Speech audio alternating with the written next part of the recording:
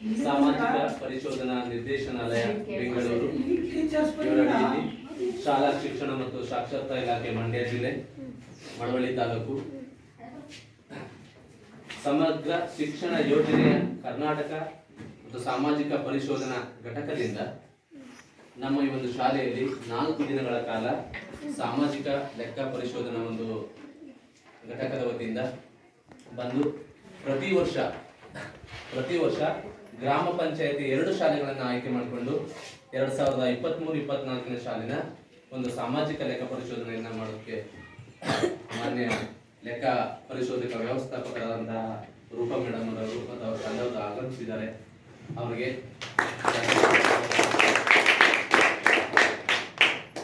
ಹಾಗೆ ವ್ಯವಸ್ಥಾಪಕರಾದಂತಹ ಶ್ರೀಮತಿ ರೂಪಾ ಮೇಡಮ್ ಅವರಿಗೆ ನಮ್ಮ ಶಾಲೆಯ ವತಿಯಿಂದ, SDMC ವತಿಯಿಂದ ಹಾಗೂ ಪಂಚಾಯತ್ ವತಿಯಿಂದ ಅವರಿಗೆ ತುಂಬು ಹೃದಯದ ಸ್ವಾಗತವನ್ನು ಹೇಳುತ್ತೇನೆ.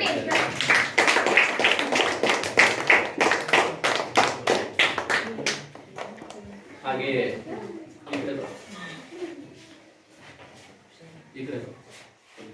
ಹಾಗೆ ಒಂದು ಕಾರ್ಯಕ್ರಮದಲ್ಲಿ ಉಪಸ್ಥಿತಿರುವಂತಹ ನಮ್ಮ ಮಿಕ್ಕೆರೆ ಗ್ರಾಮ ಪಂಚಾಯತಿಯ PDO ಅಧಿಕಾರಿಗಳಾದಂತಹ ಜಯಸ್ವಾಮಿ ಸರ್ ಇದ್ದಾರೆ. ಅವರಿಗೂ ಸಹ ನಮ್ಮ ಶಾಲೆಯ ಪರವಾಗಿ SDMC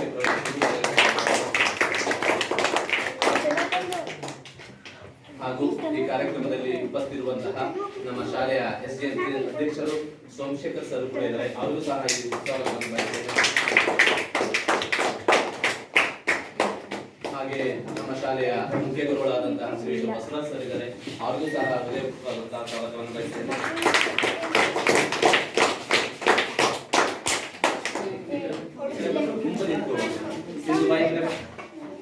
ಈ ಕಡೆ ಬಾ ಸಿಂಧು, ತಿಳಿಸ್ತಿದ್ಯಾ? ಹಾಗೆ ನಮ್ಮ ಶಾಲೆಯ SDMC ಸದಸ್ಯರಾದಂತಹ ಪ್ರಸನ್ನ ಅವರು ಕೂಡ ಇದ್ದಾರೆ. ಅವ್ರಿಗೂ ಸಹ ಈ ಕಾರ್ಯಕ್ರಮಕ್ಕೆ ಹೃದಯಪೂರ್ವಕವಾದಂತಹ ಸ್ವಾಗತ ಬಯಸ್ತೇನೆ. ಹಾಗೆ ಈ ಒಂದು ಕಾರ್ಯಕ್ರಮದಲ್ಲಿ ಬಂದಿರುವಂತಹ SDMC ಸದಸ್ಯರಾದಂತಹ ಲಿಂಗಪ್ಪ ಅವರು ಕೂಡ ಇದ್ದಾರೆ. ಅವರಿಗೂ ಸಹ ಈ ಒಂದು ಕಾರ್ಯಕ್ರಮಕ್ಕೆ ಸ್ವಾಗತ ಬಯಸ್ತೇನೆ. ಹಾಗೆ ಮತ್ತೋರ್ವ ಸದಸ್ಯರಾದಂತಹ ಶ್ರೀಯುತ ಮಹದೇವಪ್ಪ ಅವರು ಇದ್ದಾರೆ. ಅವರಿಗೂ ಸಹ ಈ ಒಂದು ಕಾರ್ಯಕ್ರಮಕ್ಕೆ ಸ್ವಾಗತವನ್ನು ಬಯಸ್ತೇನೆ.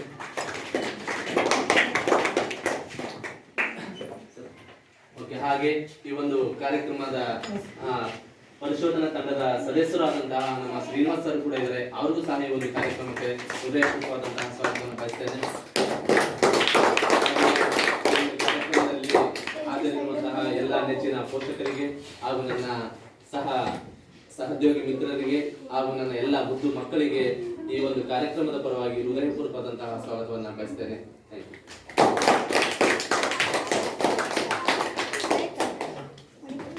ಕಾರ್ಯಕ್ರಮದ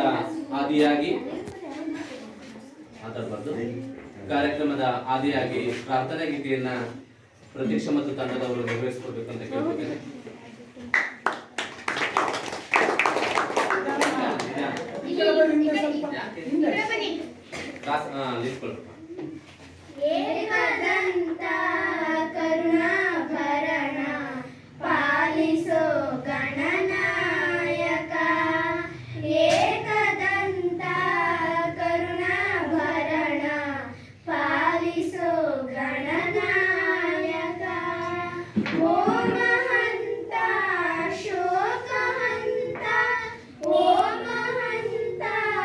ಶೋಕ ಹಂತ ಪಾಲಿಸೋ ಶುಭ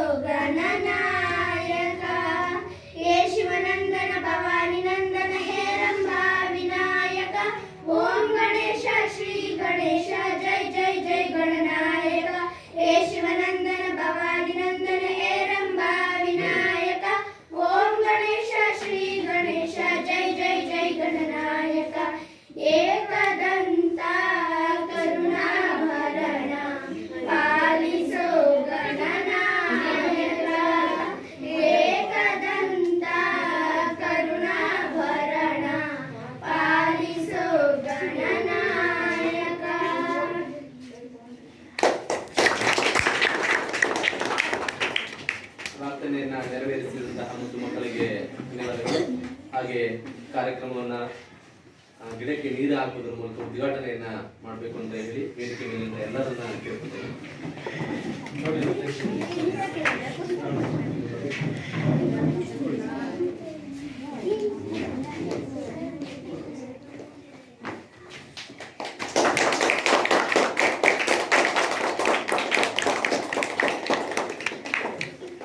ನೀವಿಬ್ರು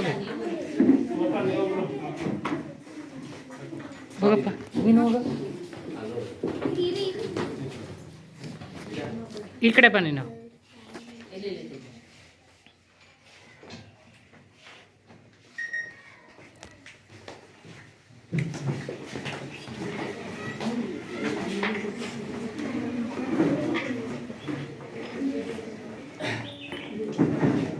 ಹಸಿರೇ ಉಸಿರು ಅಂತ ಹೇಳೋದ್ರ ಮೂಲಕ ಪ್ರತಿಯೊಬ್ಬರು ಮನೆಗೊಂದು ಗಿಡ ಅನ್ನೋ ಹಾಗೆ ಈ ಒಂದು ಕಾರ್ಯಕ್ರಮಕ್ಕೆ ಸಸಿಗೆ ನೀರೆರೆಯುವುದರ ಮೂಲಕ ವಿದ್ಯುಕ್ತ ಚಾಲನೆ ನೀಡಿದಂತಹ ಎಲ್ಲರಿಗೆ ವಂದಿಸುತ್ತಾ ಈ ಒಂದು ಕಾರ್ಯಕ್ರಮದ ಪ್ರಾಸ್ತಾವಿಕವಾಗಿ ಈ ಕಾರ್ಯಕ್ರಮದ ಉದ್ದೇಶವೇನು, ಈ ಕಾರ್ಯಕ್ರಮದ ರೂಪುರೇಷೆಗಳೇನು ಅನ್ನೋದನ್ನ ಪ್ರಾಸ್ತಾವಿಕವಾಗಿ ನುಡಿಬೇಕು ಅಂತ ರೂಪಾ ಮೇಡಮ್ ಅವ್ರಿಗೆ ಕೇಳ್ಕೊಳ್ತೇನೆ.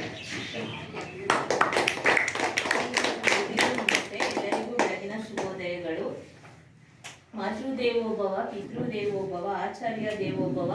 ನಮಗೆ ಹಿರಿಯರು ಹಾಕಿಕೊಟ್ಟಂತಹ ಸನ್ಮಾರ್ಗದಲ್ಲಿ ತಂದೆ, ತಾಯಿ, ಗುರು ಹಿರಿಯರನ್ನ ಗೌರವಿಸುವುದು, ಸತ್ಕರಿಸುವುದು ನಮ್ಮ ಕರೆಗೆ ಹೋಗ್ಬಿಟ್ಟು ಆಗಮಿಸಿ ಆಸೀನರಾಗಿರ್ತಕ್ಕಂಥ ಪಂಚಾಯಿತಿ ಅಭಿವೃದ್ಧಿ ಅಧಿಕಾರಿಯವರಿಗೆ ಹಾಗೂ ಮುಖ್ಯ ಶಿಕ್ಷಕರಿಗೆ, ಸಹ ಶಿಕ್ಷಕರಿಗೆ, STMC ಅಧ್ಯಕ್ಷರು, ಉಪಾಧ್ಯಕ್ಷರು, ಸದಸ್ಯರು, ಎಲ್ಲ ಪೋಷಕ ವರ್ಗದವರು ಹಾಗೂ ನಮ್ಮ ನೆಚ್ಚಿನ ಎಲ್ಲ ಮಕ್ಕಳಿಗೂ ಕೂಡ ನಮ್ಮ ಸಾಮಾಜಿಕ ಪರಿಶೋಧನಾ ನಿರ್ದೇಶನಾಲಯದ ಪರವಾಗಿ ಈ ಕಾರ್ಯಕ್ರಮಕ್ಕೆ ಸ್ವಾಗತಿಸುತ್ತಾ, ನಮ್ಮ ಭಾರತೀಯ ಸಂಸ್ಕೃತಿಯಲ್ಲಿ ಅತಿಥಿ ದೇವೋಭವ ಎನ್ನುವ ನಿಟ್ಟಿನಲ್ಲಿ ನಮ್ಮ ಕರೆಗೆ ಹೋಗ್ಬಿಟ್ಟು ಎಲ್ಲ ಸಮುದಾಯದವರು ಕೂಡ ಆಗಮಿಸಿದಿರಿ. ಅವರಿಗೂ ಕೂಡ ಸ್ವಾಗತ ಕೋರುತ್ತಾ, ನಿಮ್ಮ ಶಾಲೆಯಲ್ಲಿ ಮಾನ್ಯ ಮುಖ್ಯ ಕಾರ್ಯನಿರ್ವಾಹಕರ ಆದೇಶದ ಮೇರೆಗೆ 3 ದಿನಗಳ ಕಾಲ ನಾವು ಸಾಮಾಜಿಕ ಪರಿಶೋಧನಾ ಪ್ರಕ್ರಿಯೆಯನ್ನ ಮುಕ್ತಾಯಗೊಂಡು 4ನೇ ದಿನ ಒಂದು ಪೋಷಕರ ಸಭೆಯನ್ನು ಆಯೋಜಿಸಲಾಗಿದೆ. 2023-24ನೇ ಸಾಲಿನ ಸಮಗ್ರ ಶಿಕ್ಷಣ ಯೋಜನೆಯಲ್ಲಿ ನಿಮ್ಮ ಶಾಲೆಗೆ ಬಂದಂತಹ ಅನುದಾನ ಏಪ್ರಿಲ್ ಟು ಮಾರ್ಚ್ ಒಳಗಡೆ ಯಾವ್ಯಾವುದು ಅನುದಾನ ಬಂದಿತ್ತು, ಅದಕ್ಕೆ ಸಂಬಂಧಪಟ್ಟಂತ ದಾಖಲಾತಿಗಳು ನಿರ್ವಹಣೆ ಆಗಿದೆಯಾ, ಜೊತೆಗೆ ಮಕ್ಕಳಿಗೆ ಯೋಜನೆಯೆಲ್ಲ ಸದ್ಬಳಕೆ ಆಗಿದೆಯಾ ನಿಟ್ಟಿನಲ್ಲಿ ಈ ಒಂದು ಸಭೆಯನ್ನ ಆಯೋಜಿಸಲಾಗಿದೆ. ಇದರಲ್ಲಿ ನಿಮ್ಮ ಅನಿಸಿಕೆ, ಅಭಿಪ್ರಾಯಗಳು ಮತ್ತೆ ಮಕ್ಕಳ ಅಭಿಪ್ರಾಯಗಳನ್ನು ಕೂಡ ನಾವು ಕ್ರೋಢೀಕೃತ ವರದಿಯಲ್ಲಿ ಸೇರ್ಪಡೆ ಮಾಡ್ತೀವಿ. ಯಾಕಂದ್ರೆ ಶಿಕ್ಷಣ ಇಲಾಖೆಯಲ್ಲಿ ನಮಗೆ ಪ್ರಶ್ನಾವಳಿಗಳನ್ನ ಕೊಟ್ಟಿದ್ದಾರೆ. ಆ ಪ್ರಶ್ನಾವಳಿಗಳ ಮುಖಾಂತರನೇ ನಾವು ವರದಿಯನ್ನ ಮಂಡನೆ ಮಾಡಬೇಕಾಗುತ್ತೆ. ಆಲ್ರೆಡಿ ಶಿಕ್ಷಣ ಇಲಾಖೆಯಲ್ಲಿ ಆಡಿಟ್ ಅನ್ನ ಮಾಡಿ ವರದಿಯನ್ನ ಕೊಟ್ಟಿರ್ತಾರೆ. ಆದ್ರೆ ನಿಮ್ಮ ಕೆಲವು ಸಮುದಾಯದವರಿಗೆ ಶಾಲೆಯಲ್ಲಿ ಯಾವ್ಯಾವುದಕ್ಕೆ ಅನುದಾನ ಬರುತ್ತೆ ಮತ್ತೆ STMC ಅವ್ರಿಗೆ ಮಾತ್ರ ಮಾಹಿತಿ ಇರುತ್ತೆ. ಎಲ್ಲಾ ಸಾರ್ವಜನಿಕರಿಗೂ ಕೂಡ ಇದು ಮಾಹಿತಿ ಲಭ್ಯವಿರಲಿ. ಮತ್ತೆ ಅವರ ಅನಿಸಿಕೆ, ಅಭಿಪ್ರಾಯಗಳು, ಶಾಲೆಯ ಮೂಲಭೂತ ಸೌಕರ್ಯಗಳು, ಶಾಲೆಯ ಕುಂದುಕೊರತೆಗಳು, ಪಾಸಿಟಿವ್ ಆಗಿರ್ಬೋದು, ನೆಗೆಟಿವ್ ಆಗಿರ್ಬೋದು, ಎಲ್ಲವನ್ನ ಒಂದು ಕ್ರೋಢೀಕರಿಸಿ ಸರ್ಕಾರಕ್ಕೆ ಒಂದು ವರದಿಯನ್ನ ಮಾಡ್ತಕ್ಕಂಥದ್ದು ನಮ್ಮ ಸೋಷಿಯಲ್ ಆಡಿಟ್ ಪ್ರಕ್ರಿಯೆ ಇರುತ್ತೆ. ಅದರ ಮುಖ್ಯ ಉದ್ದೇಶ ಏನಪ್ಪಾ ಅಂದ್ರೆ ಗುಣಮಟ್ಟದ ಶಿಕ್ಷಣವನ್ನ ಒದಗಿಸ್ತಕ್ಕಂಥದ್ದು, ಜೊತೆಗೆ ಮಕ್ಕಳ ಕಲಿಕಾ ಫಲಿತಾಂಶಗಳನ್ನ ಹೆಚ್ಚಿಸ್ತಕ್ಕಂಥದ್ದು, ಶಾಲಾ ಶಿಕ್ಷಣದಲ್ಲಿ ಸಾಮಾಜಿಕವಾಗಿ ಮತ್ತು ಲಿಂಗ ಅಸಮಾನತೆಯನ್ನ ಹೋಗಲಾಡಿಸ್ತಕ್ಕಂಥದ್ದು. ಅಂದ್ರೆ ನಾವೆಲ್ಲರೂ ಒಂದೇ ಅನ್ನೋ ಏಕೈಕ ಮನೋಭಾವನೆಯಿಂದ ಶಾಲೆಯನ್ನ ನಡೆಸ್ತಕ್ಕಂಥದ್ದು. ಜೊತೆಗೆ ಉಚಿತ ಶಿಕ್ಷಣ ಕಾಯ್ದೆ RTI ಕಾಯ್ದೆ 2009ರ ಪ್ರಕಾರ ಪ್ರತಿ ಒಂದು ಮಗುವು ಕೂಡ ಶಿಕ್ಷಣದಿಂದ ವಂಚಿತರಾಗಬಾರದು ಅನ್ನೋ ನಿಟ್ಟಿನಲ್ಲಿ ಸರ್ಕಾರ ಈ ಯೋಜನೆಯನ್ನ ತಂದಿರತಕ್ಕಂಥದ್ದು. ಇದು ಸರ್ವ ಶಿಕ್ಷಣ ಅಭಿಯಾನ SSA ಮತ್ತೆ ರಾಷ್ಟ್ರೀಯ ಮಾಧ್ಯಮಿಕ ಶಿಕ್ಷಣ RMSA, ಶಿಕ್ಷಕರ ಶಿಕ್ಷಣ ಟೀಚಿಂಗ್ ಎಜುಕೇಶನ್ ಅನ್ನೋ ನಿಟ್ಟಿನಲ್ಲಿ ಈ ಪ್ರಕ್ರಿಯೆ ನಡೀತಾ ಇದೆ. ಇದು ಸಾರ್ವಜನಿಕ ಪ್ರವೇಶ, ಸಮಾನತೆ, ಗುಣಮಟ್ಟ ಮತ್ತೆ ಶಿಕ್ಷಕರ ಔದ್ಯೋಗೀಕರಣಗಳನ್ನ ಹೆಚ್ಚಿಸ್ತಕ್ಕಂಥದ್ದು. ಹಾಗೆ ಸಾಮಾಜಿಕ ಪರಿಶೋಧನೆಯಲ್ಲಿ ಯೋಜನೆಯಲ್ಲಿ ಅನುಷ್ಠಾನ, ಪಾರದರ್ಶಕತೆ ಮತ್ತು ಉತ್ತರದಾಯಿತ್ವ, ಜನರ ಒಂದು ಸಹಭಾಗಿತ್ವದಿಂದ ಯೋಜನೆ ಅನುಷ್ಠಾನ ಆಗಿದೆಯಾ ಇಲ್ವಾ ನಿಟ್ಟಿನಲ್ಲಿ ಈ ಪ್ರಕ್ರಿಯೆಯನ್ನ ನಡೆಸ್ತಕ್ಕಂಥದ್ದು. ನಿಮ್ಮ ಶಾಲೆಯಲ್ಲಿ 2023-24ನೇ ಸಾಲಿನಲ್ಲಿ 244 ದಿನಗಳು ನಡಿಬೇಕಿತ್ತು. ಅದರಲ್ಲಿ 240 ದಿನಗಳು ನಡೆದಿದೆ ಶಾಲೆ. ಅದರಲ್ಲಿ 4 ಸ್ಥಳೀಯ ರಜೆಗಳನ್ನ ಮಂಜೂರು ಮಾಡಲಾಗಿದೆ. ಇನ್ನು ಉಳಿದಂತೆ 8 ಸರ್ಕಾರಿ ರಜೆಗಳನ್ನ ಮಂಜೂರು ಮಾಡಿರೋದು ದಾಖಲಾತಿ ಅಂತ ಕಂಡು ಬಂದಿದೆ. ಸ್ಥಳೀಯ ರಜಾ ಅಂತಂದ್ರೆ ನಿಮ್ಮ ಗ್ರಾಮ ದೇವತೆ ಆಗಿರ್ಬೋದು, ಹೋದ ವರ್ಷ ನಿರಂತರ ಮಳೆ ಬಂತಲ್ವಾ, ಪ್ರತಿ ಬೆಳಗ್ಗೆಯಿಂದ ಸಂಜೆವರೆಗೂ ಆಚೆಗೆ ಬರ್ದೇ ಇರೋ ಅಷ್ಟು ಮಳೆ ಬಂತು. ಅಂತ ಸಂದರ್ಭದಲ್ಲಿ ಸರ್ಕಾರನೇ 4 ರಜೆಗಳು ಒಂದೊಂದು ದಿನ ರಜೆಗಳನ್ನ ಮಂಜೂರು ಮಾಡಿರುವಂಥದ್ದು. ಆ ರೀತಿ 4 ರಜೆಗಳನ್ನ ಮಂಜೂರು ಮಾಡಿರೋದು ಕಂಡು ಬಂದಿರುವಂಥದ್ದು. ಇನ್ನು ಮಕ್ಕಳ 2023-24ನೇ ಸಾಲಿನಲ್ಲಿ 35 ಮಕ್ಕಳಿದ್ರು. ಆದ್ರೆ ಈಗ ಪ್ರಸ್ತುತ ಸಾಲಿನಲ್ಲಿ ಎಷ್ಟು ಜನ ಇದ್ದೀರಾ? 26. ಆದ್ರೆ 2 ವರ್ಷದಿಂದ ಎಷ್ಟು ದಾಖಲಾತಿ ಕಡಿಮೆ ಆಗಿದೆ? ಎಷ್ಟು ದಾಖಲಾತಿ? 9 ಮಕ್ಕಳು ದಾಖಲಾತಿ ಕಡಿಮೆ ಆಗ್ತಿದೆ. ಯಾಕಂದ್ರೆ ಪ್ರತಿ ವರ್ಷ ದಾಖಲಾತಿ ಹೆಚ್ಚಾಗಬೇಕು. ಸರ್ಕಾರಿ ಶಾಲೆಗಳಲ್ಲಿ ಸುಮಾರು ದಾಖಲಾತಿಗಳು ಕಡಿಮೆ ಆಗ್ತಾ ಬರ್ತಾ ಇದೆ. ಯಾಕಂದ್ರೆ ಯಾವುದೇ ಒಂದು ಅಭಿವೃದ್ಧಿ ಕಾರ್ಯ ಆಗಬೇಕು, ಪ್ರತಿ ವರ್ಷಗಳು ಕೂಡ ಹೆಚ್ಚಾಗ್ತಾ ಹೋಗ್ಬೇಕು. ಹೆಚ್ಚಾದಂತೆ ಒಂದು ಸರ್ಕಾರದ ಒಂದು ಅನುದಾನ ಆಗಿರ್ಬೋದು, ಸೌಲಭ್ಯ ಆಗಿರ್ಬೋದು, ಶಿಕ್ಷಕರ ಒಂದು ಸೌಲಭ್ಯಗಳಾಗಿರ್ಬೋದು, ಒಂದು ದೈಹಿಕ ಟೀಚರ್ ಆಗಿರ್ಬೋದು, ಅಡುಗೆಯವರು ಇನ್ನೊಬ್ರು ಸಹಾಯಕರಾಗಿರ್ಬೋದು, ಎಲ್ಲರೂ ಕೂಡ ಹೆಚ್ಚಾಗ್ತದೆ. ಯಾಕಂದ್ರೆ ಪೋಷಕರು ಎಲ್ರಿಗೂ ಕೂಡ ನಮ್ಮ ಮಕ್ಕಳು ಸರ್ಕಾರಿ ಕೆಲಸ ಬೇಕು ಅಂತ ಇಷ್ಟಪಡ್ತೀರಲ್ವಾ? ಹಾಗೆ ಸರ್ಕಾರಿ ಶಾಲೆಗೂ ಕೂಡ ಸೇರಿಸ್ಬೇಕು. ಅಲ್ಲೂ ಒಳ್ಳೆ ನುರಿತ ಶಿಕ್ಷಕರು ಇರ್ತಾರೆ. ಪರ್ಸೆಂಟೇಜ್ ಬಂದೇನೆ ಅವ್ರನ್ನ ಆಯ್ಕೆ ಮಾಡ್ಕೊಂಡಿರುವಂತ ಶಿಕ್ಷಕರು. ಯಾಕಂದ್ರೆ ಸರ್ಕಾರಿ ಶಾಲೆನ ಅಭಿವೃದ್ಧಿ ಮಾಡಿದ್ರೆ ಸರ್ಕಾರಿ ಕೆಲಸಗಳು ಸಿಗುತ್ತೆ. ಯಾಕಂದ್ರೆ ಇಲ್ಲಿ ಓದಿರುವಂತವ್ರು ಸರ್ಕಾರಿ ಹಿಂದಿನ ಕಾಲದಲ್ಲೆಲ್ಲ ಸರ್ಕಾರಿ ಶಾಲೆಗಳಲ್ಲಿ ಅಲ್ವಾ ಓದ್ತಾ ಇದ್ದಿದ್ದು. ಈಗ ಒಂದು 8-10 ವರ್ಷದಿಂದ ಈಗ ಅನುದಾನಿತ ಶಾಲೆಗಳು ಹೆಚ್ಚು ಬಂದಿರುವಂತದ್ದು. ಹೆಚ್ಚು ಬಂದಿರುವಂತದಕ್ಕೆ ನಾವು ಡೊನೇಷನ್ ದುಡ್ದೆಲ್ಲ ಅದಕ್ಕೆ ಕಟ್ತೀವಿ.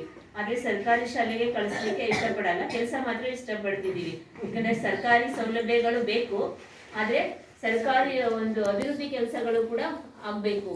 ಯಾಕಂದ್ರೆ ಸರ್ಕಾರಿ ಟೀಚರ್ಸ್ ಎಲ್ಲ ಗೌರ್ಮೆಂಟ್ ಶಾಲೆಯಲ್ಲೇ ಓದಿ ನುರಿತ ಶಿಕ್ಷಕರಾಗಿ ಬಂದಿರುವಂತದ್ದು.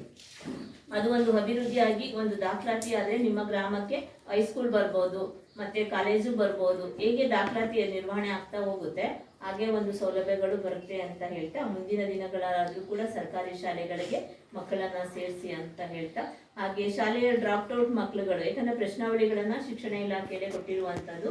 23-24ನೇ ಸಾಲಿನಲ್ಲಾಗಿರ್ಬೋದು, ಈಗ ಪ್ರಸ್ತುತ ಸಾಲಿನಲ್ಲಿ ಆಗಿರ್ಬೋದು, ಶಾಲೆಗೆ ಸೇರ್ಪಡೆಯಾಗಿ ಒಂದು 3 ದಿನ 4 ದಿನ ಏನಾದ್ರೂ ಬಂದು ಶಾಲೆನೇ ಬಿಟ್ಬಿಟ್ಟು ಮನೇಲೇ ಇರುವಂತ ಮಕ್ಕಳು, ಅಕಸ್ಮಾತ್ ಶಾಲೆಗೆ ಬರ್ದೇನೆ ಇರುವಂತ ಮಕ್ಕಳೇನಾದ್ರೂ ಇದ್ರೆ ನೀವು ಮಾಹಿತಿಯನ್ನ ನೀಡ್ಬೋದು. ಈಗ ವಯಸ್ಸಿಗೆ ಅನುಗುಣವಾಗಿ 10 ವರ್ಷ ಆದ ಮಗುನ ಶಾಲೆಗೆ ಸೇರಿಸಿಲ್ಲ ಅವ್ರ ಅಪ್ಪ ಅಮ್ಮ ಅಂತ ಇದ್ರು ಕೂಡ ಅವರು ಸಂಬಂಧಪಟ್ಟ ಶಿಕ್ಷಣ ಇಲಾಖೆಯವರೇ ಅವ್ರ ತಂದೆ ತಾಯಿಗೆ ಒಂದು ಸಹಾಯ, ಒಂದು ಮಾಹಿತಿಯನ್ನ ನೀಡಿ ಆ ಮಗು ಕೂಡ ಶಿಕ್ಷಣದಿಂದ ವಂಚಿತರಾಗಬಾರ್ದು. ಯಾವುದೇ ಒಂದು ಮಗು ಕೂಡ ಶಿಕ್ಷಣದಿಂದ ವಂಚಿತರಾಗಬಾರ್ದು. ಯಾಕಂದ್ರೆ ಒಂದು SSLC PUC ನಾದ್ರೂ ಓದಿದ್ರೆ ಅವ್ರು ಗಾಡಿ ಲೈಸೆನ್ಸ್ ತಗೋಬೇಕು ಅಂದ್ರೆ ಮಿನಿಮಮ್ ಅವ್ರಿಗೆ SSLC marks card PUC marks card ಕಡ್ಡಾಯವಾಗಿ ಕೊಡ್ಲೇಬೇಕು. ಅವ್ರ ಹೊರಗಡೆ ಎಲ್ಲಾದ್ರೂ ಹೋಗ್ಬೇಕಂದ್ರೆ ಟ್ರಾಫಿಕಲ್ಲಿ ಹಿಡ್ಕೊಂತಾರೆ ಅಲ್ವಾ? ಹಾಗಾಗಿ ಅದಕ್ಕೋಸ್ಕರನಾದ್ರೂ ಅವರು ಉಚಿತ ಶಿಕ್ಷಣ ಕಡ್ಡಾಯ ಕಾಯ್ದೆಯನ್ನ ತಂದಿರ್ತಕ್ಕಂಥದ್ದು. ಹಾಗೆ ನಿಮ್ಮ ಶಾಲೆಯಲ್ಲಿ 4 ಶಿಕ್ಷಕರು ಬೋಧನಾ ಕಾರ್ಯವನ್ನ ಮಾಡ್ಕೊಂಡು ಹೋಗ್ತಾ ಇದ್ದಾರೆ. ನಿಮ್ಮ ಬಸವರಾಜು ಸರ್ 9 ವರ್ಷ, ಮತ್ತೆ ರಾಜಲಕ್ಷ್ಮಿ ಸರ್ ಮೇಡಮ್ ಅವರು 12 ವರ್ಷ, ರಶ್ಮಿ ಅವರು ಸುಬೇಗೌಡ್ರವರು 1 ವರ್ಷ ಬೋಧನಾ ಕಾರ್ಯವನ್ನ ಮಾಡ್ಕೊಂಡು ಹೋಗ್ತಿರೋದು ಕಂಡು ಬಂದಿದೆ. ಇನ್ನು ವಿಶೇಷ ಅಗತ್ಯವುಳ್ಳ ಮಕ್ಕಳು ಕೂಡ ನಿಮ್ಮ ಶಾಲೆಯಲ್ಲಿ ಪ್ರಸ್ತುತ ಶಾಲೆಯಲ್ಲಿ ಆಗಿರ್ಬೋದು, 2023-24ರಲ್ಲಿ ಆಗಿರ್ಬೋದು, ಯಾವುದೇ ಮಕ್ಕಳು ಇರೋದು ಕಂಡು ಬಂದಿಲ್ಲ. ಇದ್ದ ಒಂದು ಪಕ್ಷದಲ್ಲಿ ಆ ಮಕ್ಕಳಿಗೂ ಕೂಡ ಸಹಾಯಧನ ಆಗಿರ್ಬೋದು, ಸ್ಕಾಲರ್ಶಿಪ್ ಆಗಿರ್ಬೋದು, ಇತರ ಒಂದು ಸೌಲಭ್ಯಗಳಾಗಿರ್ಬೋದು, ಎಲ್ಲವನ್ನ ಕೊಡ್ಲಿಕ್ಕೆ ಅವಕಾಶ ಇದೆ. ಇನ್ನು ಮಕ್ಕಳಿಗೆ ಗುಡ್ ಟಚ್ ಬ್ಯಾಡ್ ಟಚ್ ಬಗ್ಗೆ ನಿರ್ವಹಣೆ ಮಾಡ್ತಿದಾರಪ್ಪ ಹೆಣ್ಮಕ್ಳಿಗೆ ನಿಮ್ಮ ಶಿಕ್ಷಕರು. ಹಾಗಾಗಿ ಗುಡ್ ಟಚ್ ಬ್ಯಾಡ್ ಟಚ್ ಹೇಗೆ ನಿರ್ವಹಣೆ ಮಾಡ್ಬೇಕು ಅಂತೆಲ್ಲ ಹೇಳ್ಕೊಡ್ತಿರ್ತಾರಾ?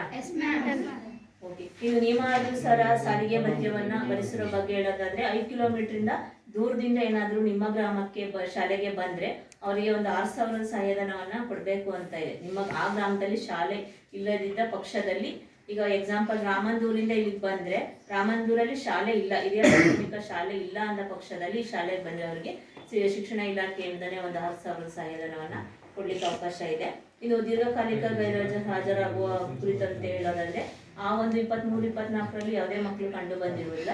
ಈಗ ಪ್ರಸ್ತುತ ಸಾಲಲ್ಲಿ ನಾವು 4 ದಿನದಿಂದ 1 ಮಗು ಮಾತ್ರ ಅಬ್ಸೆಂಟ್ ಆಗಿದೆ.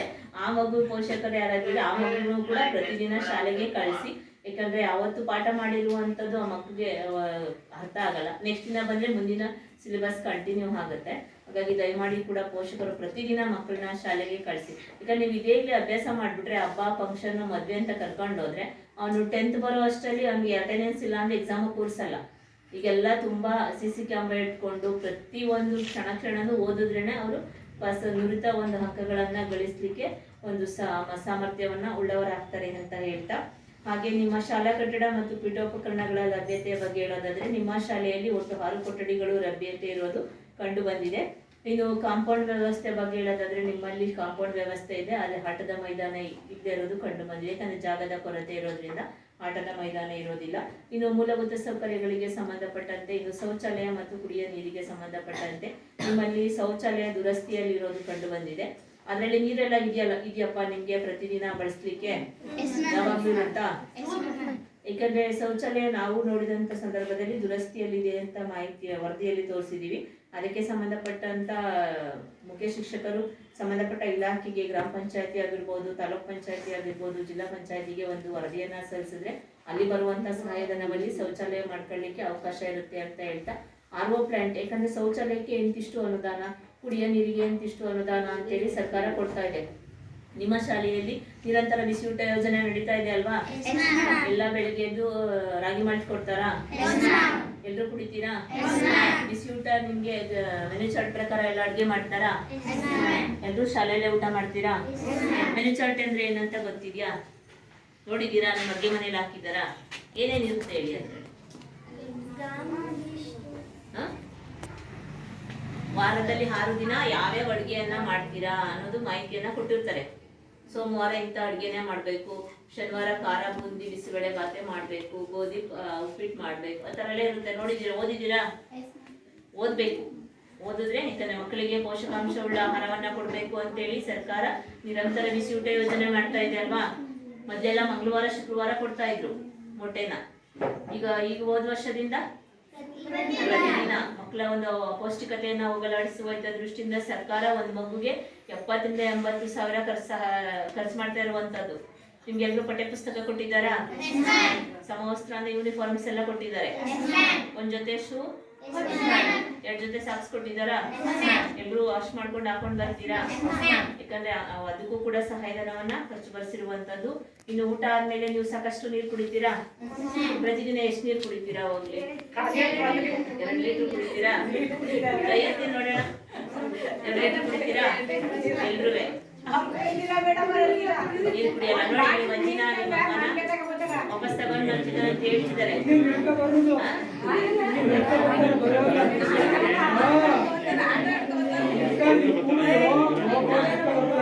ನೀರನ್ನ ಸಾಕಷ್ಟು ಕುಡಿಬೇಕು. ನೀರು ಕುಡಿಯೋದ್ರಿಂದ ಏನು ಉಪಯೋಗ ಆಗುತ್ತೆ ಹೇಳಿ?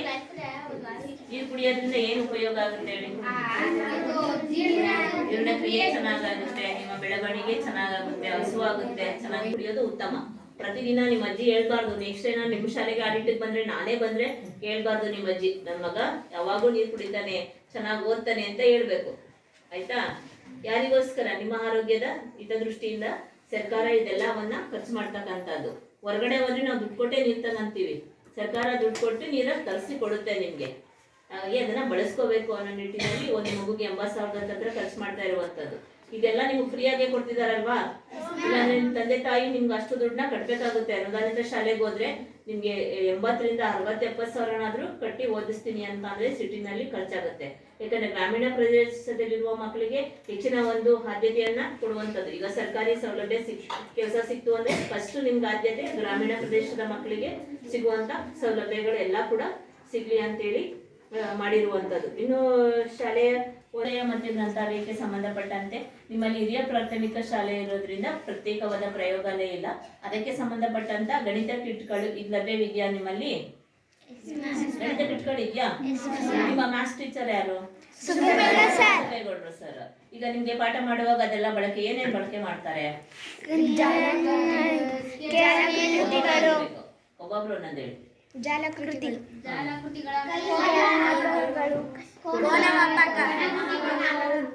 ಚಾರ್ಟ್ಗಳೆಲ್ಲ ಉಂಟಾ? ಎಲ್ರು ನಿಮ್ಗೆ ಪಾಠ ಮಾಡುವಾಗ ಬಳಕೆ ಇದೆಯಾ ಅದು ಅಂತ ಒಂದು ಪ್ರಶ್ನಾವಳಿ ಇದೆ. ಯಾಕಂದ್ರೆ ಶಾಲೆಯಲ್ಲಿ ಇದ್ದು ಬಳಸ್ತಾ ಇಲ್ಲ ಅನ್ನೋದು ಪ್ರಶ್ನಾವಳಿಗಳಿದೆ, ಬಳಕೆಗೆ ಯೋಗ್ಯವಾಗಿದೆಯಾ ಅನ್ನೋದು ಪ್ರಶ್ನಾವಳಿ ಇದೆ. ನಿಮ್ಗೆ ಅದೇ ಬಳಕೆ ಬರ್ತಾ ಇದೆಯಾ? ಎಲ್ಲ ಗಣಿತ ಕಿಟ್ಗಳು, ಕೆಲವು ಫಾರ್ಮುಲಾಗಳೆಲ್ಲ ಕೊಡ್ತಾರಾ? ಓಕೆ. ಇನ್ನು ಗ್ರಂಥಾಲಯಕ್ಕೆ ಸಂಬಂಧಪಟ್ಟಂತೆ ನಿಮ್ಮ ಶಾಲೆಯಲ್ಲಿ ಎಷ್ಟು ಗ್ರಂಥಾಲಯ ಬುಕ್ಸ್ ಇದೆ? ಯಾವ್ಯಾವ್ದು ಓದಿದ್ದೀರಾ ಇಲ್ಲಿವರೆಗೆ? 2093 ಗ್ರಂಥಾಲಯ ಬುಕ್ಸ್ ಇದೆ. ಆಯ್ತಾ? ದಾಖಲಾತಿ ಪ್ರಕಾರ ನಿಮ್ಗೆ ಇಲ್ಲಿವರೆಗೆ ಯಾವ್ಯಾವ ಗ್ರಂಥಾಲಯ ಬುಕ್ಸ್ ನ ಓದಿದ್ದೀರಾ? ರಾಮಾಯಣ, ವಿಕ್ರಮ ಬೇತಾಳ, ಬೆಳೆಸಾಲ, ಕಿರಿಯರ ರಾಮಾಯಣ. ನೆಕ್ಸ್ಟ್ ಇನ್ಯಾರು ಓದಿದ್ದೀರಾ? ಸಾವಿತ್ರಿಬಾಯಿ ನೆಕ್ಸ್ಟ್ ಅಭಿಮಾನಿ ವಿಕ್ರಮ ಬೇತಾಳ ಕತೆ ಮತ್ತು ರವೀಂದ್ರನಾಥ್ ಠಾಗೂರ್ ಮಕ್ಕಳ ಪೌರಾಣಿಕ ಕಥೆಗಳು ಮತ್ತು ಕಬಡ್ಡಿ ಕತೆ. ನೆಕ್ಸ್ಟ್ ಬಡ ಮಾನವ ಓದಿದ್ದೀರಾ? ಓಕೆ. ಬೆಳಕು ಮತ್ತು ವಿಕ್ರಮ ಬೇತಾಳ ನೆಕ್ಸ್ಟ್ ಬೆಳಕು ಮತ್ತು ಕಿರಿಯರ ರಾಮಾಯಣ. ಎಲ್ಲರೂ ಓದ್ತಾ ಇದ್ದೀರಾ ಅಂತ. ಯಾಕಂದ್ರೆ ಸರ್ಕಾರ ಗ್ರಂಥಾಲಯಕ್ಕೆ ಇಂತಿಷ್ಟು ಅನುದಾನವನ್ನ ಖರ್ಚು ಮಾಡ್ತಾ ಇದೆ. ಯಾಕಂದ್ರೆ ಮಕ್ಕಳ ಒಂದು ಶೈಕ್ಷಣಿಕ ಅಭಿವೃದ್ಧಿ, ಒಂದು ಜ್ಞಾನಿಗಳಾಗಿರ್ಬೋದು, ಸಣ್ಣ ಕಥೆಗಳಾಗಿರ್ಬೋದು, ಎಲ್ಲವನ್ನ ಅವರು ತಿಳ್ಕೊಳ್ಳಿ ಅನ್ನೋ ನಿಟ್ಟಿನಲ್ಲಿ ಸರ್ಕಾರ ಒಂದು ಖರ್ಚು ಮಾಡ್ತಕ್ಕಂಥದ್ದು. ಗ್ರಂಥಾಲಯಕ್ಕೂ ಕೂಡ ವಹಿಯನ್ನ ನಿರ್ವಹಣೆ ಮಾಡಿದಾರ ನಿಮ್ಮ ಶಾಲೆನಲ್ಲಿ? ವಹಿಗೆಲ್ಲ ಸೈನ್ ಮಾಡ್ತೀರಾ? ವಾರಕ್ಕೊಂದ್ಸರಿ ತಗೋತೀರಾ? 15 ದಿನಕ್ಕೊಂದ್ಸರಿ ತಗೋತೀರಾ ವಹಿಗಳನ್ನ? ವಾರಕ್ಕೊಂದ್ಸರಿ ತಗೊಂಡು ವಹಿಯಾಗಿ ಸೈನ್ ಮಾಡಿ ಪ್ರತಿದಿನ ಓದ್ತೀರಾ? ಆಯ್ತು. ಮನೆಯಲ್ಲಿ ಬೇರೆ ಪುಸ್ತಕಗಳನ್ನ ಪಾಠಗಳೆಲ್ಲ ಮಾಡ್ತಾರಲ್ಲ, ಅದನ್ನ ಎಷ್ಟು ಗಂಟೆ ಓದ್ತೀರಾ? 1 ಗಂಟೆನಾ, ಅರ್ಧ ಗಂಟೆನಾ, 2 ಗಂಟೆನಾ? ಪಠ್ಯ ಪುಸ್ತಕ ಓದ್ತಿರಲ್ವಾ? ಡೈಲಿ ನಿಮ್ದು ಮ್ಯಾಥ್ಸ್ ಹೋಮ್ವರ್ಕ್ ಕೊಡ್ತಾರೆ ನಿಮ್ ಸರ್, ನೋಟ್ಸ್ ಕೊಡ್ತೀವಿ, ಮತ್ತೆಲ್ಲ ಓದ್ಬೇಕಲ್ವಾ? ಮ್ಯಾಥ್ಸ್ ವರ್ಕೌಟ್ ಮಾಡ್ಬೇಕು, ಉಳಿದಂತ ಸೈನ್ಸ್ ಎಲ್ಲ ಓದ್ಬೇಕಾಗುತ್ತೆ. ಎಷ್ಟು ಗಂಟೆ ಓದ್ತೀರಾ? ಅರ್ಧ ಗಂಟೆ. 1 ಅವರ್ ಯಾರು ಕೈಯಲ್ಲಿ? 1 ಅವರ್.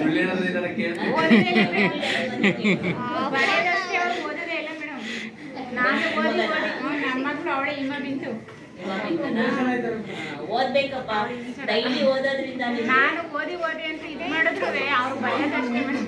ನೀವು ಸ್ವಲ್ಪ ಅವ್ರಿಗೆ ಹೇಳ್ಬೇಕು, ಪ್ರತಿದಿನ ಇಷ್ಟು ಗಂಟೆ, ಇಲ್ಲ 7 ರಿಂದ 8, ಇಲ್ಲ 8 ರಿಂದ 9, ಇಲ್ಲ 6 ರಿಂದ 7 ಶಾಲೆಯಿಂದ ನಾನು ಬೆಳಗ್ಗೆ ಎದ್ದು ಓದ್ಕೊಳ್ಳಿ ಅಂತೀನಿ. ಬೆಳಿಗ್ಗೆ 5 ಗಂಟೆಗೆ ಎಬ್ಬಿಸಿ, ಇಲ್ಲ 6 ಗಂಟೆಯಿಂದ 7 ಗಂಟೆವರೆಗೆ ಓದಿಸಿ. ಪ್ರತಿದಿನ ನೀವು ಅಭ್ಯಾಸ ಮಾಡ್ಬಿಟ್ರೆ ಅವ್ರಿಗೆ ದಿನಚರಿ ಆಗ್ಬಿಡುತ್ತೆ.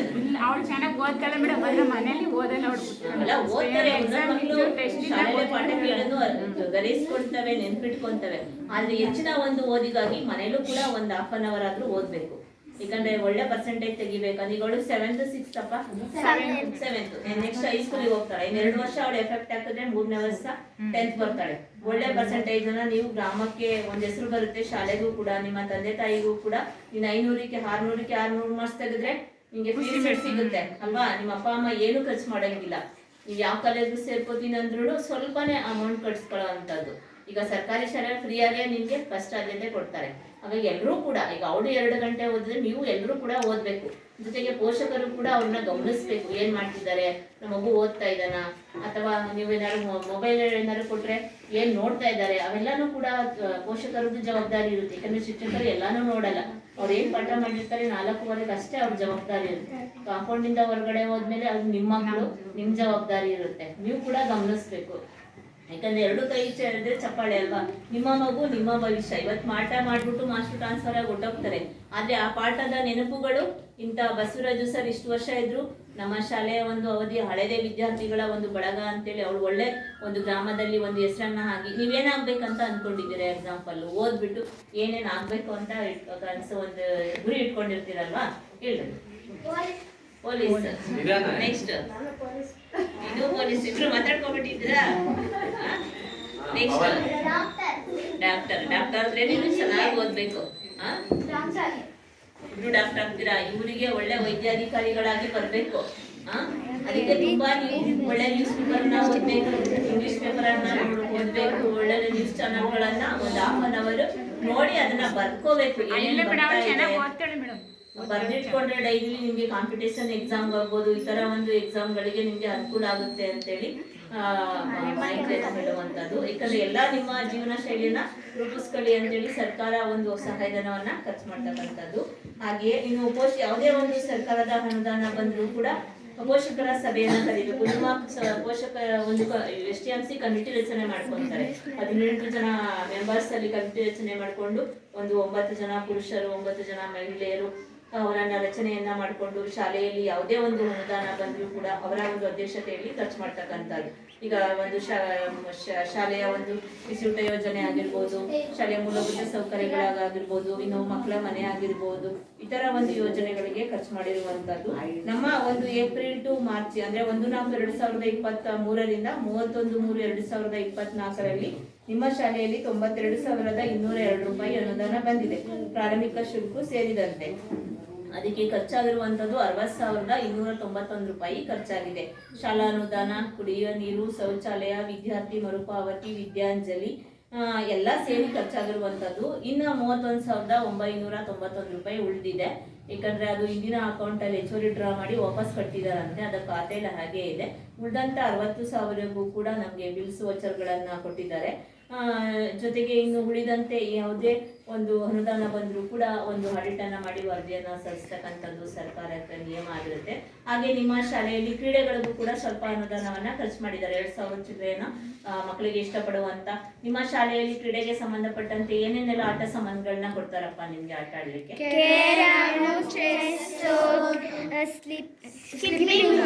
ನಿಮ್ಗೆಲ್ಲ ಇದೆಯಾ? ಈಗ ನಿಮ್ಗೆ ಆಟದ ಮೈದಾನದ ಕೊರತೆ ಇದೆ, ಅಲ್ಲ ಇರುವಂತ ಜಾಗದಲ್ಲಿ ಮಕ್ಕಳ ಒಂದು ಚಟುವಟಿಕೆ ದೃಷ್ಟಿಯಿಂದ ಕೊಡ್ತಿದಾರಾ? ಅವಾಗವಾಗ ಒಂದ್ ಅರ್ಧ ಗಂಟೆ ಎಲ್ಲರೂ ಆಟ ಆಡ್ತೀರಾ? ಬಾಯ್ಸ್ಗೆ ಯಾಕೋ ಕ್ರಿಕೆಟ್ ಇಷ್ಟ ಇಲ್ವಾ? ವಯಸ್ಸೇ ಬರ್ತಾ ಇಲ್ಲ, ಜಾಗ ಇಲ್ಲ. ಇರೋ ಜಾಗದಲ್ಲೇ ಹೊಡೆದ್ರೆ ಈ ಕಡೆ ಕಿಟಕಿಗೆ ಹೋಗುತ್ತೆ, ಆ ಕಡೆ ಅಡ್ಗೆ ಮನೆಗೆ ಹೋಗ್ಬಿಡುತ್ತೆ, ಬಿಡುತ್ತೆ. ಇಷ್ಟಲ್ಲೇ ಆಡ್ಬೇಕು ನೀವು, ನಿಮ್ ಟಾಸ್ಕ್. ಹೌದಾ? Okay okay. ಅದನ್ನ ನಾವು ವರದಿನಲ್ಲಿ ಜಾಗದ ಕೊರತೆ ಇದೆ ಅಂತೇಳಿ ತೋರಿಸ್ತೀವಿ. ಯಾಕಂದ್ರೆ ಸರ್ಕಾರಿ ಜಾಗನೇ ಆಗ್ಬೇಕಾಗಿರೋದ್ರಿಂದ ಜಾಗದ ಕೊರತೆ ಇರೋದ್ರಲ್ಲಿ ಇರುವಂತ ಜಾಗದಲ್ಲಿ ಮಕ್ಕಳು ಇಷ್ಟಪಡುವಂತ ಆಟಗಳನ್ನ ಆಡ್ತಾ ಇದೀವಿ ಅಂತೇಳಿ ಮಾಹಿತಿಯನ್ನು ಕೊಟ್ಟಿದ್ದಾರೆ. ಹಾಗೆ ಯಾವುದೇ ಒಂದು ಅನುದಾನ ಬಂದರೂ ಕೂಡ ವಿಒ ಆಗಿರ್ಬೋದು, BRCಗಳಾಗಿರ್ಬೋದು, ಕ್ಲಸ್ಟರ್ ಸಂಪನ್ಮೂಲ ವ್ಯಕ್ತಿಗಳಾಗಿರ್ಬೋದು, ಅವರು ಕೂಡ ವರ್ಷ ಆಗಾಗ್ಗೆ ಆಗಿಂದಾಗೆ ಶಾಲೆಗೆ ಬಂದು ಭೇಟಿಯನ್ನ ನೀಡಿರುವಂತ ಮಾಹಿತಿಗಳು. ಚಂದ್ರಕಾಂತ್ ಸರ್ ಆಗಿರ್ಬೋದು, ಸಿದ್ದರಾಜು ಅವರಾಗಿರ್ಬೋದು, ಎಲ್ಲರೂ ಕೂಡ ಬಂದು ಮಾಹಿತಿಯನ್ನ ನೀಡಿರುವಂತದ್ದು ದಾಖಲಾತಿಯಂತೆ ಕಂಡು ಬಂದಿದೆ. ಇನ್ನು ಉಳಿದಂತೆ FLN ಪ್ರಕ್ರಿಯೆ, ಬುನಾದಿ ಸಾಕ್ಷರತಾ ಸಂಖ್ಯಾಜ್ಞಾನಕ್ಕೆ ಸಂಬಂಧಪಟ್ಟಂತೆ ನಿಮ್ಮಲ್ಲೆಲ್ಲ ಗುಂಪು ಚರ್ಚೆಗಳನ್ನ ಮಾಡ್ತಿದ್ದಾರೆ. ವಿದ್ಯಾ ಪ್ರವೇಶ ಆಗಿರ್ಬೋದು, ಮತ್ತೆ ಪ್ರಕ್ರಿಯೆಗಳು ವಾರದಲ್ಲ ಅಥವಾ ಪ್ರತಿದಿನನ ಇಲ್ಲ ವಾರದಲ್ಲಿ 3 ದಿನನ ಹೇಗ್ ಮಾಡ್ತಿದ್ದಾರೆ FLN ಪ್ರಕ್ರಿಯೆನ ನಿಮ್ಮ ಶಾಲೆಯಲ್ಲಿ? ನೀವು ಗುಂಪು ಚರ್ಚೆ ಎಲ್ಲ ಮಾಡ್ತೀರಲ್ವಾ? ಹೇಗ್ ಮಾಡ್ತೀರಾ?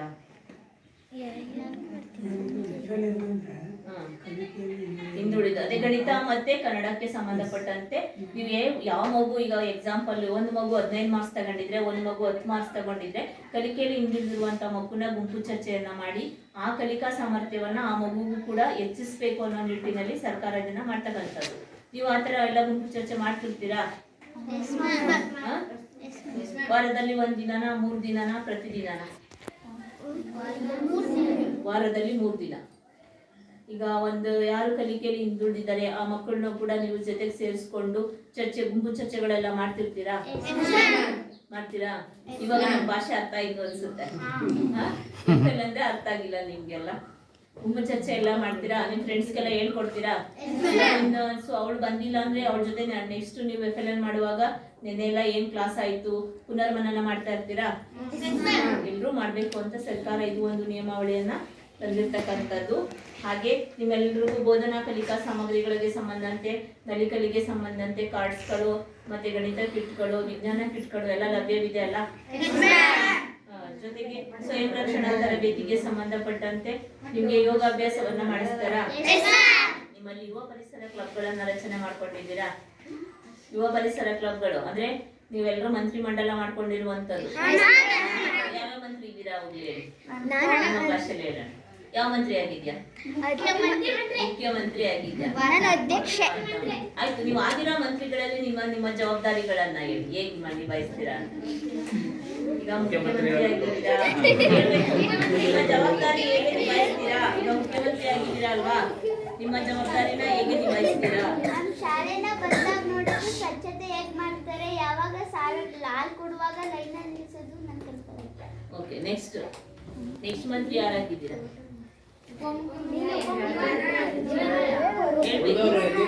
ತೋಟಗಾರಿಕೆ ಮಂತ್ರಿ ಯಾರು? ತೋಟಗಾರಿಕೆ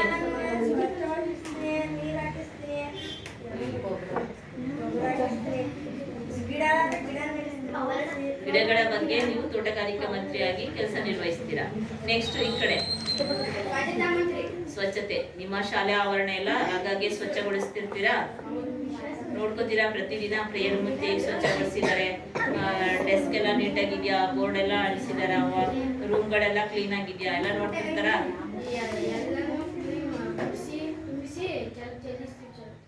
ಹೊರಗಡೆ ತಗೊಂಡೋಗಿ ಗ್ರಾಮ ಪಂಚಾಯತಿ ವಿಲೇವಾರಿ ಘಟಕದಿಂದ ನೀವು ಹೊರಗಡೆ ಡಂಪ್ ಮಾಡಿಸ್ತೀರಾ, ಅವ್ರು ತಗೊಂಡೋಗ್ತಾರಲ್ವಾ? ತಗೊಂಡೋಗ್ತಾರೆ, ಹೇಗೆ ತಗೋಗ್ತಾರೆ? ಓಕೆ, ನೆಕ್ಸ್ಟ್ ನೆಕ್ಸ್ಟ್ ಹೇಳಿ. ಕ್ರೀಡಾ ಮಂತ್ರಿ. ಕ್ರೀಡೆಗಳಿಗೆ ಸಂಬಂಧಪಟ್ಟಂತೆ ನಿಮ್ಮ ಜಾಗದ ಕೊರತೆ ಇರೋದ್ರಿಂದ ಇರುವಂತ ಜಾಗದಲ್ಲಿ ಅವಾಗವಾಗ ಆಟ ಆಡಿಸ್ತಿರ್ತೀರಾ. ಯಾಕಂದ್ರೆ ನಿಮ್ಮಲ್ಲಿ ಪಿ ಟಿ ಟೀಚರ್ ಇಲ್ಲ, ಇರೋದೇ ಸ್ಟ್ರೆಂತ್ 26, 120 ಮೇಲಿದ್ರೆ ಮಾತ್ರ ಪಿ ಟಿ ಟೀಚರ್ ಇರುವಂತದ್ದು. ಹಾಗಾಗಿ ನೀವೇ ಈಗ ಪಿ ಟಿ ಟೀಚರ್ ಆಟ ಆಡಿಸ್ತೀರಾ. ಯಾಕಂದ್ರೆ ಅದು ಒಂದು ಸಬ್ಜೆಕ್ಟ್ ಇದೆ, ಮಕ್ಕಳಿಗೆ ಒಂದು ಆಕ್ಟಿವಿಟಿ ಇರಬೇಕು, ಆಕ್ಟಿವಿಟಿನ ಆಡಿಸ್ಬೇಕು, ನಿಮ್ಮ ಜವಾಬ್ದಾರಿ ಇರುತ್ತೆ. ಅವಾಗವಾಗ ಮಾಸ್ಟರ್ ಮರೆತರು ನೀವು ಮರೆಯಾಗಿಲ್ಲ. ನಂದು ಕ್ರೀಡಾ ಮಂತ್ರಿ ಆ ಸಮಯಕ್ಕೆ ಕರೆಕ್ಟಾಗಿ ನೀನು ಎಲ್ಲಾರನ್ನೂ ಫಾಲೋ ಅಪ್ ಮಾಡಬೇಕು. ಮಾಡ್ತೀರಾ? ಓಕೆ. ಹಾಗೆ ನೀನು ಮಂತ್ರಿನಾ? ಚಿಕಿತ್ಸಾ ಮಂತ್ರಿ ಚಿಕಿತ್ಸಾ. ಕೊಡೋದು ಎಲ್ಲಾನು ಮಾಡ್ತೀನಿ. ಹಾಗಾಗಿ ನಿಮ್ಮಲ್ಲಿ ಹೆಲ್ತ್ ಡಿಪಾರ್ಟ್ಮೆಂಟ್ ಅವ್ರು ಬಂದು ಹೆಲ್ತ್ ಚೆಕಪ್ ಮಾಡ್ತಾರಾ ಡಾಕ್ಟರ್ಗಳು? ಅವಾಗೆಲ್ಲ ಮಾತ್ರ ಎಲ್ಲ ಇಟ್ಕೊಳ್ಳಲ್ವಾ ನೀವು? ಪ್ರಥಮ ಚಿಕಿತ್ಸೆ ಪೆಟ್ಟಿಗೆ, ಸಲಹೆ ಪೆಟ್ಟಿಗೆ, ಕುಂದುಕೊರತೆ ಪೆಟ್ಟಿಗೆ ಎಲ್ಲ ಇಟ್ಟಿದಾರ ನಿಮ್ಮ ಶಾಲೆನಲ್ಲಿ? ಗಾಯ ಆದಾಗ ನಿಮ್ಮ ಶಾಲೆಯಲ್ಲೇ ಇರುತ್ತೆ, ಅದನ್ನ ತೆಗ್ದು ಮಕ್ಕಳಿಗೆ ಕೊಡುವಂತದ್ದು. ನಿಮ್ಗೆ ಏನಾದ್ರು ಹೇಳಕ್ ಆಗದೆ ಇರುವಂತ ಸಲಹೆಗಳಿದ್ರೆ ಸಲಹೆ ಪೆಟ್ಟಿಗೆ ಏನಾದ್ರು ಹಾಕಿದ್ರಾ? ಅದನ್ನ ನಿರ್ವಹಣೆ ಮಾಡಿದ್ರಾ? ತಗೊಂಡು ನಿಮ್ಮ STMC ಅವರಾಗಿರ್ಬೋದು, ಶಿಕ್ಷಕರಾಗಿರ್ಬೋದು, ನಿಮ್ಮ ಸಮಸ್ಯೆನ ಬಗೆಹರಿಸಿದ್ರಾ? ಓಕೆ, ಕೂತ್ಕೊಳ್ಳಿ. ಹಾಗಾಗಿ ನೀವು ಎಷ್ಟು ಗಂಟೆಗೆ ಬರ್ತೀರಾ ಎಲ್ಲರೂ ಶಾಲೆಗೆ? 9:30ಗೆ ಬರ್ತೀರಾ? ಹೋಗುವಂತ ಸಮಯ ಎಷ್ಟು ಗಂಟೆ ಇರುತ್ತೆ? ನಿಮ್ ಶಿಕ್ಷಕರೆಲ್ಲ ಎಷ್ಟು ಗಂಟೆಗೆ ಬರ್ತಾರೆ? ಎಲ್ಲರೂ 9:30ಗೆ ಬರ್ತಾರೆ. ಎಲ್ಲರೂ ಭಾಗವಹಿಸ್ತೀರಾ? ಪ್ರೇಯರ್ ಭಾಗವಹಿಸ್ತೀರಾ? ಪ್ರೇಯರ್ ಅಲ್ಲಿ ಪ್ರತಿಜ್ಞೆ ಮಾಡಿಸ್ತಿದ್ರಿ ಇವತ್ತು, ನಾನು ನೋಡಿದೆ, ಅದಕ್ಕೆ ಬೇಗ ಬಂದ್ವಿ. ಪ್ರೇಯರ್ ಅಲ್ಲಿ ಎಲ್ಲ ಪ್ರತಿಜ್ಞೆ ಮಾಡಿಸ್ತೀರಾ? ನ್ಯೂಸ್ ಪೇಪರ್ ಓದಿದ್ರಾ ಇವತ್ತು? ಯಾವ ಪೇಪರ್ ಓದಿದ್ರಿ? ಏನು ವಿದ್ಯಮಾನ ಇತ್ತು ನ್ಯೂಸ್ ಪೇಪರ್ ನಲ್ಲಿ? ಅಂದ್ರೆ ಏನೇನು ಇತ್ತು ಚಟುವಟಿಕೆಗಳು, ಮುಖ್ಯ ಅಂಶಗಳು ಏನಿತ್ತು?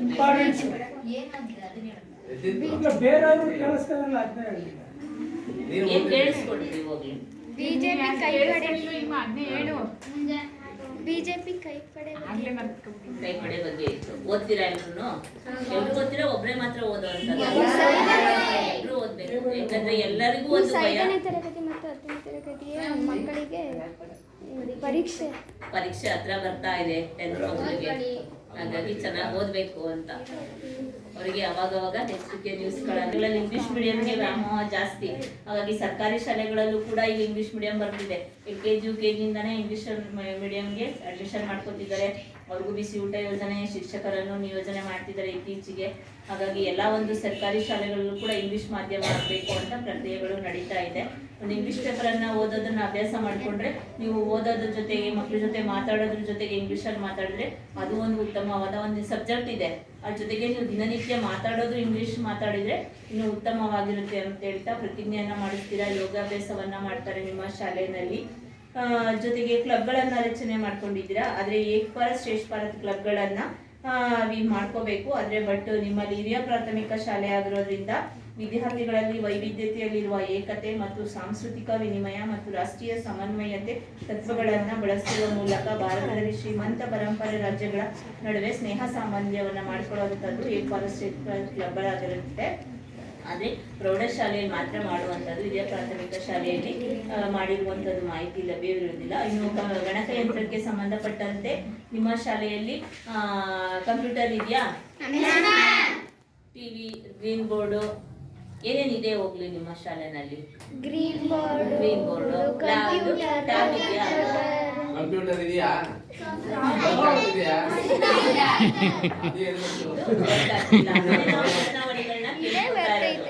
ಕೆಲವು ವಸ್ತುಗಳು ಇರುತ್ತೆ, ಆದ್ರೆ ಮಕ್ಕಳಿಗೆ ಬಳಕೆ ಆಗಲ್ಲ. ಒಂದ್ ಮೂಲೆಯಲ್ಲಿ ಇಟ್ಟಿರ್ತಾರೆ, ಅದು ಹಾಳಾಗಿ ಯಾರೋ ದಾನಿಗಳು ಕೊಟ್ಟಿರ್ತಾರೆ, ಒಂದಷ್ಟು ದಿನ ಉಪಯೋಗಿಸ್ತಾರೆ, ಈಗ ಬಳಕೆಗೆ ಬರ್ತಾ ಇಲ್ಲ. ಹಾಗಾಗಿ ಈಗೆಲ್ಲ ನಮ್ಮ ಶಾಸಕರು ನಿಮ್ಮ ಎಲ್ರಿಗೂ TV ಕೊಟ್ಟಿದಾರಲ್ವಾ? ಕೆಲವು ಶಾಲೆಗಳಲ್ಲಿ ಕೊಟ್ಟಿದ್ದಾರೆ ಅಂತ ಹೇಳ್ತಾ ಇದ್ರು. ಸುಮಾರಲ್ಲಿ ಸ್ಟ್ರೆಂತ್ ಮೇಲೆ ಈಗ ನಾವು ಅಣಸಾಲೆಗೆ ಹೋಗಿದ್ವಿ, ಹಳ್ಳಿಗೆ ಹೋಗಿದ್ವಿ, ಅಲ್ಲೂ ಕೂಡ ಟಿವಿಯನ್ನ ಕೊಟ್ಟಿದ್ದಾರೆ. ಒಂದು ಕಿರ್ಗಾಲ್ಗೆ ಹೋಗಿದ್ವಿ, ಅಲ್ಲೂ ಕೂಡ ಟಿವಿಯನ್ನ ಕೊಟ್ಟಿದ್ದಾರೆ.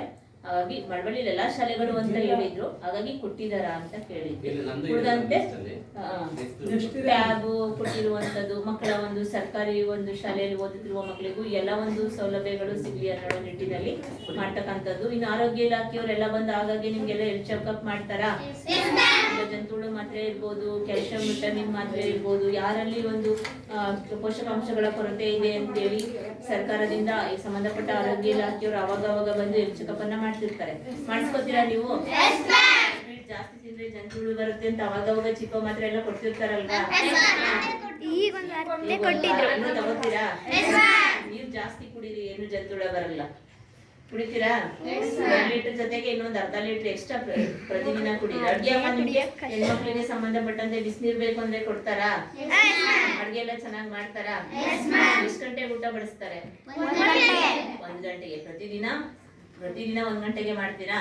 ಯಾಕಂದ್ರೆ ಸರ್ಕಾರ ಒಂದು ಮಾರ್ಗಸೂಚಿಯನ್ನ ಕೊಟ್ಟಿದೆ. ಪ್ರತಿದಿನ ಮಕ್ಕಳಿಗೆ ನಿರಂತರ ಒಂದು ಸಮಯವನ್ನ ಮೆನು ಚಾರ್ಟ್ ಪ್ರಕಾರನೇ ಅಡುಗೆ ಮಾಡಬೇಕು, ಇಂತಿಂತದೇ ಮಾಡಬೇಕು ಅಂತೇಳಿ ಮಾರ್ಗದರ್ಶನ ಕೊಟ್ಟಿದೆ. ಮಕ್ಕಳ ಒಂದು ಆರೋಗ್ಯದ ಹಿತದೃಷ್ಟಿಯಿಂದ ಮಕ್ಕಳು ಯಾವುದು, ಯಾಕಂದ್ರೆ ಎಕ್ಸಾಂಪಲ್ ಅಲೆಮಾರಿ ಜನಾಂಗದವರು ಇರ್ಬೋದು, ಬುಡಕಟ್ಟು ಜನಾಂಗದವರಿರ್ಬೋದು, ಆದಿವಾಸಿಗಳಿರ್ಬೋದು, ಯಾವುದೇ ಒಂದು ಜನಾಂಗದವರು ಕೂಡ ಶಾಲೆಗೆ ಸೇರಿಸಿದ್ರು ಕೂಡ ಈ ಗ್ರಾಮದಲ್ಲಿ ಇರುವಂತ ಜನ ಅವ್ರ ದಾಖಲಾತಿ ಇಲ್ಲ ಅಂದ್ರೂ ಕೂಡ ಅವ್ರನ್ನ ಶಾಲೆಗೆ ಸೇರ್ಪಡೆ ಮಾಡ್ಕೋಬೇಕು. ಯಾಕಂದ್ರೆ ಆ ಮಕ್ಕಳು ಶಿಕ್ಷಣದಿಂದ ವಂಚಿತರಾಗಬಾರ್ದು, ಮತ್ತೆ ಅವರಿಗೆ ಸಿಗುವಂತ ಪೋಷಕಾಂಶಗಳು ಸಿಗ್ಬೇಕು ಅನ್ನೋ ನಿಟ್ಟಿನಲ್ಲಿ ಪ್ರತಿದಿನ, ಯಾಕಂದ್ರೆ ನಮ್ಮ ಮಹಿಳೆಯರು ಈಗ ನಾನ್ ವೆಜ್ ಮಾಡ್ಬೇಕು ಅಂದ್ರೆ ವಾರದಲ್ಲಿ ಯಾವಾಗಾರು 1 ದಿನ 2 ದಿನ ಫಿಕ್ಸ್ ಮಾಡ್ಕೊತೀವಿ. ಆದ್ರೆ ಶಾಲೆನಲ್ಲಿ ಪ್ರತಿದಿನ ಕಡ್ಡಾಯವಾಗಿ ಮೊಟ್ಟೆ ತಿಂತೀನಿ ಅಂದ್ರೆ ಎಲ್ಲಾ ಮಕ್ಕಳಿಗೂ ಕೂಡ ಮೊಟ್ಟೆ ಕೊಡ್ಲೇಬೇಕು. ಮೊಟ್ಟೆ ತಿನ್ನಲ್ಲ ಅನ್ನೋ ಮಕ್ಕಳಿಗೆ ಬಾಳೆಹಣ್ಣ ಕೊಡುವಂತದ್ದು ಪ್ರಕ್ರಿಯೆ ಇರುತ್ತೆ. ಹಾಗಾಗಿ ಎಲ್ಲರೂ ಮೊಟ್ಟೆಯನ್ನ ತಿನ್ನಿ, ನಿಮ್ಮ ಆರೋಗ್ಯದ ದೃಷ್ಟಿಯಿಂದ ಎಲ್ಲರೂ ಚೆನ್ನಾಗಿ ಬೆಳವಣಿಗೆ ಆಗ್ಬೇಕನ್ನೋ ನಿಟ್ಟಿನಲ್ಲಿ ನಿಮ್ಮ ನಲಿಕಲಿಗೆ ಸಂಬಂಧಪಟ್ಟಂತೆ ಕಾರ್ಡ್ಸ್ಗಳು ಮತ್ತೆ ಪ್ರಗತಿ ನೋಟಗಳು ಎಲ್ಲ ಶಾಲೆಯಲ್ಲಿ ಲಭ್ಯವಿದೆಯಾ? ಇನ್ನು ಸಂಭ್ರಮ ಶನಿವಾರ ನಿಮ್ಮ ಶಾಲೆಯಲ್ಲಿ ಮಾಡ್ತಾರಾ? ಏನೇನು ಪ್ರಾಜೆಕ್ಟ್ ಗಳನ್ನ ಮಾಡಿದ್ದೀರಾ ಸಂಭ್ರಮ ಶನಿವಾರ? ಒಬ್ಬೊಬ್ಬರಾಗಿ ಹೇಳ್ಬೇಕು. ಯಾವ್ಯಾವ ತಿಂಗಳು ಗ್ರಾಮ ಪಂಚಾಯತಿ, ಆಸ್ಪತ್ರೆ, ಗ್ರಂಥಾಲಯದ ಬಗ್ಗೆ ಮಾಡಿದ್ದೀರಾ. ನೆಕ್ಸ್ಟ್ ಈಗ ರಸ್ತೆ ಸುರಕ್ಷತೆಯಾಗಿ, ರಸ್ತೆ ದಾಟುವಾಗ ಸುರಕ್ಷತೆಯಾಗಿ ಮುನ್ನೆಚ್ಚರಿಕೆ ಕ್ರಮವನ್ನ ಹೇಗೆ ತಡೆಗಟ್ಟಬೇಕು? ಈಗ ಹೆಲ್ಮೆಟ್ ಧರಿಸೋದ್ರಿಂದ ಹೇಗೆ ಉತ್ತಮವಾದ ಒಂದು ರಕ್ಷಣೆ ಇರುತ್ತೆ, ಜೊತೆಗೆ ಧೂಮಪಾನ ಮುಕ್ತ ಒಂದು ರಾಜ್ಯವನ್ನಾಗಿ ಮಾಡ್ಬೇಕು ಅಂತೇಳಿ ಅದ್ರ ಬಗ್ಗೆ ಮುನ್ನೆಚ್ಚರಿಕೆ ಕ್ರಮವನ್ನ ಹೇಗ್ ಮಾಡ್ಬೇಕು, ಇವೆಲ್ಲ ಪ್ರಾಜೆಕ್ಟ್ ಗಳನ್ನ ಮಾಡ್ತಿರಲ್ವಾ? ಸಾರ್ವಜನಿಕ ಶಾಲೆಗಳಲ್ಲೂ ಕೂಡ ನಾವು ಕೊಟ್ಟಿದಾರಲ್ವಾ? ಏನೇನ್ ತಗೊಂಡಿದ್ದೀರಾ? First prize. ಯಾಕಂದ್ರೆ ಅವಳಲ್ಲಿರುವಂತ ಪ್ರತಿಭೆಯನ್ನ ಎಲ್ಲರ ಮುಂದೆ ಅದು ಪ್ರದರ್ಶನ ಮಾಡುವಂತದ್ದು. ಈಗ ಅನುದಾನಿತ ಶಾಲೆಗಳಲ್ಲೂ ಅದನ್ನ ಮಾಡ್ತಾರೆ, ಸರ್ಕಾರಿ ಶಾಲೆಗಳಲ್ಲೂ ಮಾಡ್ಬೇಕು ಅನ್ನೋ ನಿಟ್ಟಿನಲ್ಲಿ ಮಾಡಿರುವಂತ ಪ್ರಕ್ರಿಯೆ ಇರುತ್ತೆ. ಇನ್ನು ನಿಮ್ಮ ಸಲಹೆಗಳೇನಾದ್ರೂ ಹೇಳ್ಕೊಳಕ್ ಆಗದೆ ಇರುವಂತ ಸಲಹೆ ಇದ್ರೆ ಸಲಹೆ ಪೆಟ್ಟಿಗೆ ಹಾಕಿ ಅವರನ್ನ ಬಗೆಹರಿಸುವಂತ ಸಂಬಂಧಪಟ್ಟ ಕ್ಲಸ್ಟರ್ ಇರ್ತಾರೆ, BO ಅವರು ಬಂದಂತ ಸಂದರ್ಭದಲ್ಲಿ, ಅಥವಾ ನಿಮ್ಮ STMC ಅವರು ಯಾರಾದ್ರೂ ಬಗೆಹರಿಸ್ತಾರ? ಆ ತರ ಸಮಸ್ಯೆಗಳನ್ನಾದ್ರೂ ಇತ್ತ ನಿಮ್ಮ ಶಾಲೆನಲ್ಲಿ? ಎಲ್ಲ ಉತ್ತಮವಾಗಿ ಶಿಕ್ಷಣ ಎಲ್ಲ ನಡ್ಕೊಂಡು ಹೋಗ್ತಿದ್ಯಾ? ಎಲ್ರು ಪ್ರತಿದಿನ ಶಾಲೆಗೆ ಬರ್ತೀರಾ? ಈಗ ಡಾಕ್ಟರ್ ಆಗ್ಬೇಕು, ಇಂಜಿನಿಯರ್ ಆಗ್ಬೇಕು, ಪೊಲೀಸ್ ಆಗ್ಬೇಕು ಅನ್ನೋರೆಲ್ರು ಚೆನ್ನಾಗಿ ಓದ್ಬೇಕು. ಜೊತೆಗೆ ಉಳಿದಂತವ್ರು ಕೂಡ ನಿಮ್ಮ ಕನಸನ್ನ ನೆರವೇರಿಸ್ಕೋಬೇಕು. ಯಾಕಂದ್ರೆ ನೀವು ಏನ್ ಆಗ್ಬೇಕು ಅನ್ನೋ ನಿಟ್ಟಿನ ಇಟ್ಕೊಂಡು ಓದ್ತೀರಾ, ಎಲ್ರೂ ಒಂದು ರಾಜ್ಯದ ಭವಿಷ್ಯಕ್ಕೆ ಒಂದು ನಿಮ್ಮ ಜೀವನ ಶೈಲಿಯನ್ನ ರೂಪಿಸ್ಕೊಳ್ಳಿ ಅಂತ ಹೇಳ್ತಾ, ಜೊತೆಗೆ ತಂದೆ ತಾಯಿಗಳು ಕೂಡ ನೀವು ಗಮನಿಸ್ಬೇಕು, ಮಕ್ಳು ಏನ್ ಮಾಡ್ತಿದ್ದಾರೆ, ಪ್ರತಿದಿನ ಓದ್ತಿದಾರ, ಅವರು ಶಾಲೆಯಲ್ಲಿ ಏನೇನ್ ಪ್ರಕ್ರಿಯೆ ಇದೆ, ನೀವೆಲ್ಲ ಅದನ್ನ ಡೈರಿ ಎಲ್ಲ ಬರ್ದಿದ್ದೀರಾ ಅಂತ ಪ್ರತಿದಿನ ನೀವು ಡೈರಿ ಚೆಕ್ ಮಾಡಿದ್ರೆ ಇನ್ನೂ ಉತ್ತಮ. ಯಾಕಂದ್ರೆ ನಮ್ಮ ತಂದೆ ತಾಯಿಗಳು ಕೇಳ್ತಾರೆ ಅನ್ನೋ ಭಯನಾದ್ರೂ ಇರುತ್ತೆ. ಯಾಕಂದ್ರೆ ಕೆಲವು ಮಕ್ಳುಗಳು ಕೇಳೋದೇ ಇಲ್ಲ, ಬಿಟ್ಟು ಬ್ಯಾಗ್ ಬಿಟ್ಟು ಆಟ ಆಡಕ್ ಹೋಗ್ಬಿಡ್ತಾರೆ. ಪ್ರತಿದಿನ ನೀವು ಕೇಳೋ ಅಭ್ಯಾಸವನ್ನ ಮಾಡಿದ್ರೆ ನಮ್ಮ ಮಮ್ಮಿ ಬಂದ ತಕ್ಷಣ ನಮ್ಮ ತಂದೆ ಯಾರಾದ್ರೂ ಕೇಳ್ತಾರೆ ಅನ್ನೋ ಭಯಕ್ಕಾದವರು ಅವರವರ ಪ್ರಕ್ರಿಯೆಯನ್ನ ನಿರಂತರವಾಗಿ ಮಾಡ್ಕೊಂಡು ಹೋಗ್ತಾರೆ ಅಂತ ಹೇಳ್ತಾ, ಜೊತೆಗೆ ನೀವು ತಂದೆ ತಾಯಿಗಳಾದ್ರೂ ಏನೇ ಆಸ್ತಿ ಮಾಡದೇ ಇದ್ರು ಕೂಡ ಅವರಿಗೆ ಒಂದು ಶಿಕ್ಷಣವನ್ನ ಒಂದು ಆಸ್ತಿಯನ್ನಾಗಿ ಮಾಡಿ ಅವ್ರು ಎಲ್ಲಿ ಬೇಕಾದ್ರೂ ಅವ್ರ ಜೀವನ ಶೈಲಿಯನ್ನ ರೂಪಿಸ್ಕೊಳ್ಳಿ ಅಂತ, ಅವ್ರು ಏನೇನ್ ಆಗ್ಬೇಕು ಅಂತಿದ್ರೆ ಎಲ್ರೂ ಆ ದೇವರಿಗೆ ಅವ್ರ ಆಸೆಯನ್ನ ಈಡೇರಿಸಲಿ ಅಂತ ಕೊನೆಯದಾಗಿ ಹೇಳ್ತಾ, ವೇದಿಕೆಯಲ್ಲಿ ಆಸೀನರಾಗಿರುವ ಎಲ್ಲಾ ಗೌರವಾನ್ವಿತ ವ್ಯಕ್ತಿಯವರಿಗೂ ಹಾಗೂ ನಮ್ಮ ಪೋಷಕ ವರ್ಗದವರಿಗೂ, ನಮ್ಮ ನೆಚ್ಚಿನ ಮಕ್ಕಳಿಗೂ ಎಲ್ರಿಗೂ ಈ ಕಾರ್ಯಕ್ರಮದ ಎಷ್ಟು ಮಾತಾಡಲು ಅವಕಾಶ ಮಾಡಿಕೊಟ್ಟಂತ ತಮ್ಮೆಲ್ಲರಿಗೂ ತುಂಬ ಹೃದಯದ ಧನ್ಯವಾದ.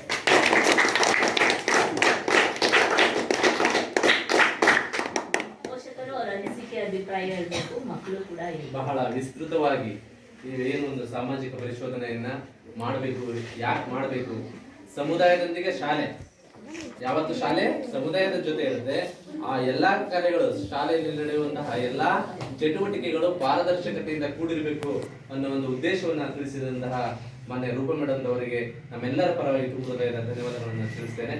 ಹಾಗೆ ಪೋಷಕರು ಯಾರಾದ್ರೂ ಸಹ ಇದ್ರ ಕುರಿತು ಮಾತಾಡ್ಬೋದು. ದೃಷ್ಟಿಯಿಂದ ಅದು ಮುಂದಿನ ದಿನಗಳಲ್ಲಿ ಒಂದು ಶೌಚಾಲಯ ನಿರ್ವಹಣೆ ಮಾಡಿದ ಓಕೆ, ಈ ಒಂದು ಸಭೆಯನ್ನು ಕುರಿತು ನಮ್ಮ PDO ಸರ್ ಅವರು ಮಾತಾಡಬೇಕಂತ ಅವರನ್ನು ಕೇಳ್ಕೊಳ್ತೇನೆ. ಎಲ್ಲರಿಗೂ ನಮಸ್ಕಾರ. ಈ ಒಂದು ಕಾರ್ಯಕ್ರಮದಲ್ಲಿ ಆಗಮಿಸಿರುವಂಥ ನಮ್ಮ ಸಾಮಾಜಿಕ ಲೆಕ್ಕಪರಿಶೋಧನಾ ಸ್ವಾಗತ ಸಂಯೋಜಕರಾದ ರೂಪ ಮೇಡಮ್ ಅವರೇ, ಮತ್ತು ಈ ಶಾಲೆಯ STMC ಅಧ್ಯಕ್ಷರಾದ ಸೋಮಶೇಖರ್ ಅವರೇ, ಮತ್ತು ನಮ್ಮ ಶಾಲೆಯ ಮುಖ್ಯ ಶಿಕ್ಷಕರಾದ ಬಸವರಾಜ್ ಅವರೇ, ಮತ್ತೆಲ್ಲ ಶಿಕ್ಷಕರು ಮತ್ತು ನಮ್ಮೆಲ್ಲ ಗ್ರಾಮದ ಮುಖಂಡ ಮತ್ತು ನನ್ನ ಪ್ರೀತಿಯ ಮಕ್ಕಳೇ, ಏನು ಸರ್ಕಾರದ ಮಾರ್ಗಸೂಚಿ ಅಂದರೆ ಪ್ರತಿ ಶಾಲೆ ಅಂದರೆ ಆಯ್ದ ಶಾಲೆಗಳಲ್ಲಿ ಸಮಗ್ರ ಶಿಕ್ಷಣ ಕರ್ನಾಟಕ, ಈ ಸರ್ವ ಶಿಕ್ಷಾ ಅಭಿಯಾನ ಆಗ್ಬೋದು ಮತ್ತು ರಾಷ್ಟ್ರೀಯ ಮಾಧ್ಯಮಿಕ ಶಿಕ್ಷಣ ಆಯೋಗ ಆಗ್ಬೋದು, ಅವೆಲ್ಲ ಏನು ಕೇಂದ್ರ ಸರ್ಕಾರದ ಅನುದಾನಗಳು, ನಮ್ಮ ಕೇಂದ್ರ ಮತ್ತು ರಾಜ್ಯ ಸರ್ಕಾರದ ಅನುದಾನಗಳನ್ನು ಸಾಮಾಜಿಕ ಪರಿಶೋಧನೆ ಅಂತಂದರೆ ಪ್ರತಿಯೊಂದು ರೂಪಾಯಿ ಕೂಡ ಅಪವ್ಯಯ ಆಗಬಾರ್ದು, ಸರ್ಕಾರದ ಹಣ ಎಲ್ಲ ನಿಜವಾದ ಫಲಾನುಭವಿಗಳಿಗೆ ತಲುಪಬೇಕಂತೇಳಿ ಪ್ರತಿಯೊಂದು ಯೋಜನೆಯನ್ನು ಸಾಮಾಜಿಕ ಪರಿಶೋಧನೆಗೆ ಒಳಪಡಿಸುವುದು ಕೇಂದ್ರ ಸರ್ಕಾರ ಮತ್ತು ರಾಜ್ಯ ಸರ್ಕಾರದ ಒಂದು ಸಾಮಾಜಿಕ ಲೆಕ್ಕ ಪರಿಶೋಧನಾ ನಿರ್ದೇಶನಾಲಯ ಅಂತೇಳಿ ಮಾಡಿದ್ದಾರೆ. ಅದರ ಅಡಿಯಲ್ಲಿ ನಮ್ಮ ಗ್ರಾಮ ಪಂಚಾಯಿತಿ ಆಗ್ಬೋದು, ಯಾವುದೇ ಒಂದು ಸರ್ಕಾರದ ಅನುದಾನ ಪಡೆತಕ್ಕಂಥ ಎಲ್ಲ ಅನುದಾನಿತ ಶಾಲೆಗಳಾಗ್ಬೋದು ಮತ್ತು ಸರ್ಕಾರಿ ಶಾಲೆಗಳಾಗ್ಬೋದು, ಅದನ್ನು ಒಂದು ಸಮಾಜದ ಅಂದರೆ ಸಾರ್ವಜನಿಕರ ಮಧ್ಯೆ ನಾವು ಇಂತಿಂಥ ಸರ್ಕಾರದಿಂದ ಬಂದ ಅನುದಾನನ ಈ ರೀತಿ ನಾವು ಬಳಕೆ ಮಾಡಿದ್ದೀವಿ, ಅದೆಲ್ಲೂ ಕೂಡ ಅಪವ್ಯಯ ಆಗಲಿಲ್ಲ ಅಂತಕ್ಕಂಥದ್ದನ್ನ ಸಾಮಾಜಿಕವಾಗಿ ನಮ್ಮ ಜನಗಳಿಗೆ ತಿಳಿಸುವಂಥದ್ದು ಒಂದು ಮುಖ್ಯವಾದ ಕಾರ್ಯಕ್ರಮ. ಯಾಕೆಂತಂದರೆ ಇದು ನಾವು ಖರ್ಚು ಮಾಡ್ತಾ ಇರೋದು ಜನರ ದುಡ್ಡೇ. ನಾವು ಟ್ಯಾಕ್ಸ್ನ ಸರ್ಕಾರ ಕಟ್ತೀವಿ, ಸರ್ಕಾರ ನಮ್ಮ ಕೊನೆಗೆ ಅದರ ಸೇವಾ ರೂಪ ಸರ್ವಿಸ್ ರೂಪದಲ್ಲಿ ಆಗ್ಬೋದು ಮತ್ತು ಯಾವುದಾದ್ರು ಬೇರೆ ರೂಪದಲ್ಲಿ ಜನಗಳಿಗೆ ಹಂಚಿಕೆ ಮಾಡುವಂಥ ಕೆಲಸ ಮಾಡುತ್ತೆ. ಆ ಹಂಚಿಕೆ ಸರಿಯಾಗಿ ನಡೀತಾ ಇದೆಯಾ ಅನ್ನೋದೇಳಿ ಪ್ರತಿಯೊಬ್ಬ ನಾಗರಿಕರು ಕೂಡ ಗಮನಿಸಿ ಅದನ್ನು ನಾವು ತಿಳ್ಕೋಬೇಕು. ನಮ್ಮ ದುಡ್ಡನ್ನು ನಮ್ಮ ಸರ್ಕಾರ ನಮ್ಗೆ ಖರ್ಚು ಮಾಡ್ತಿದೆ, ಅದು ಯಾವ ರೀತಿ ಯೂಸ್ ಆಯ್ತಾ ಇದೆ, ಎಲ್ಲೂ ಕೂಡ ಮಿಸ್ಯೂಸ್ ಆಗದಂಗೆ ನೋಡ್ಕೋದು ಪ್ರತಿಯೊಬ್ಬ ನಾಗರಿಕರು ಮತ್ತು ಎಲ್ಲರೂ ಕೂಡ ಕರ್ತವ್ಯ ಆಗಿರ್ತದೆ. ಅದೊಂದು ನಮ್ಮ ಈ ಸಾಮಾಜಿಕ ಲೆಕ್ಕ ಪರಿಶೋಧನೆ ಮುಖ್ಯ ಉದ್ದೇಶ. ಅದನ್ನು ನಮ್ಮ ತಂಡ, ನಮ್ಮ ಅಳವಳ್ಳಿ ಸಾಮಾಜಿಕ ಪರಿಶೋಧನಾ ಲೆಕ್ಕ ತಂಡ ಅದು ತುಂಬ ಅದ್ಭುತವಾಗಿ ಕೆಲಸ ಮಾಡ್ತದೆ. ಯಾಕಂತಂದರೆ ಎಲ್ಲ ಇಲಾಖೆಗಳು ಕೂಡ ಅವ್ರ ಜವಾಬ್ದಾರಿನ ಕೊಟ್ಟಾಗ ಅಚ್ಚುಕಟ್ಟಾಗಿ ಮಾಡ್ತಾರೆ. ಪಾರದರ್ಶಕವಾಗಿ ಪ್ರತಿಯೊಂದು ರೆಕಾರ್ಡು ಕೂಡ ನಮ್ಮ ಗ್ರಾಮ ಪಂಚಾಯತಿಯಲ್ಲೂ ಕೂಡ ಮಾಡ್ತಾರೆ, ಮತ್ತು ಬೇರೆ ಬೇರೆ ಇಲಾಖೆಗಳು ಕೂಡ ಮಾಡಿದಾಗ ಒಂದು ನಮ್ಮ ತಂಡಕ್ಕೆ ಒಳ್ಳೆಯ ಹೆಸರಿದೆ. ಮತ್ತು ನಮ್ಮ ರೂಪ ಮೇಡಮ್ ಅವರು ತುಂಬ ಚೆನ್ನಾಗಿ ಈ ಒಂದು ಸಾಮಾಜಿಕ ಪರಿಶೋಧನೆ ತಮ್ಮ ಮುಂದೆ ಮಂಡಿಸಿದ್ದಾರೆ. ಅವರಿಗೆ ನಮ್ಮ ಪರವಾಗಿ ಅಭಿನಂದನೆಗಳು. ಹಾಗೆ ತಮ್ಮ ಒಂದು ವಿಚಾರಕ್ಕೆ ಬರ್ಬೇಕಾದ್ರೆ ಮಕ್ಕಳಿಂದ ಸ್ಕೂಲ್ ಅಂದರೆ ನಮ್ಮ ಮಕ್ಕಳ ಪರವಾಗಿ, ಯಾಕಂತಂದರೆ ನಾವು ಇಲ್ಲೆಲ್ಲ ಓದ್ತಾ ಇದ್ದೀವಿ, ಓದೋದು ಏನಕ್ಕೋಸ್ಕರ ಓದ್ಬೇಕು, ನಾವು ಏನಕ್ಕೋಸ್ಕರ ಓದಕ್ಕೆ ಬಂದಿದ್ದೀರಿ ಸ್ಕೂಲ್ಗೆ, ದೊಡ್ಡ ವ್ಯಕ್ತಿ ಆಗಬೇಕು. Very good.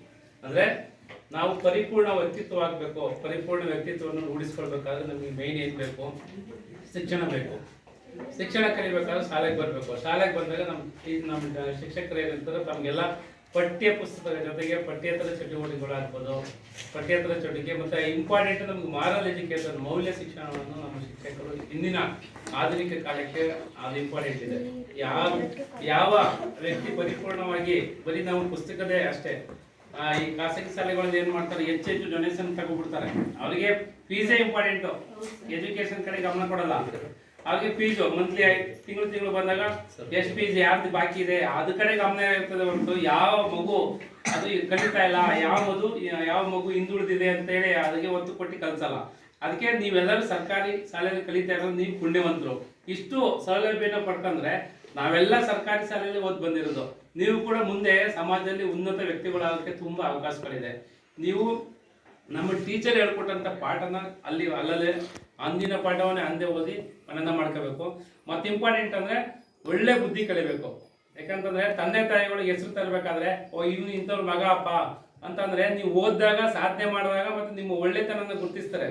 ಪ್ರತಿಯೊಬ್ಬ ಸಮಾಜದಲ್ಲಿ ಊರಲ್ಲಿ ಇರುವಂಥ ವ್ಯಕ್ತಿನೂ ಕೂಡ ಇಂಥವ್ರ ಮಗಳು ಇಂಥವ್ರ ಮಗ ಅಂದಾಗ ನಿಮ್ಮ ತಂದೆ ತಾಯಿಗೆ ಹೋಯ್ತದೆ ಪ್ಲಸ್. ಅದು ನೀವು ಹೇಳುವಂಥದ್ದು ನಿಮ್ಮ ನಡೆನುಡಿ ಆಗ್ಬೋದು, ನೀವು ಕಲಿತಾ ಇರ್ತಕ್ಕಂಥ ನಿಮ್ಮ ನಮ್ಮ ಟೀಚರ್ಗಳು ದಿನ ಪ್ರತಿನಿತ್ಯ ಅವ್ರದ್ದು ಸರ್ಕಾರ ಸಂಬಳ ಕೊಡ್ಬೋದು, ಹಾಗೆ ಮಕ್ಕಳಿಗೋಸ್ಕರ ಬಂದು ಹೇಳ್ಕೊಡ್ತಾರೆ ಅಂದಮೇಲೆ ಅದಕ್ಕೆ ನೀವು ಅವ್ರೇನು ಹೇಳ್ಕೊಡ್ತಾರೆ ಅದಕ್ಕೆ ಎರಡಷ್ಟು ಕಲಿಬೇಕು. ನೀವು ಬರೀ ಟೀಚರ್ ಹೇಳಿದ್ದೆ ಒಂದೇ ಪಾಠ ನೋಡೋಗುದಲ್ಲ, ಜೊತೆಗೆ ನಿಮಗೆ ಬಾಹ್ಯವಾಗಿ ಈಗ ನಮೀಗ ಮಕ್ಕಳು ಹೇಳೋದು ಕಥೆ ಪುಸ್ತಕಗಳು ಓದೋದಾಗ್ಬೋದು, ಮತ್ತು ಪಠ್ಯೇತರ ಚಟುವಟಿಕೆ ಆಗ್ಬೋದು.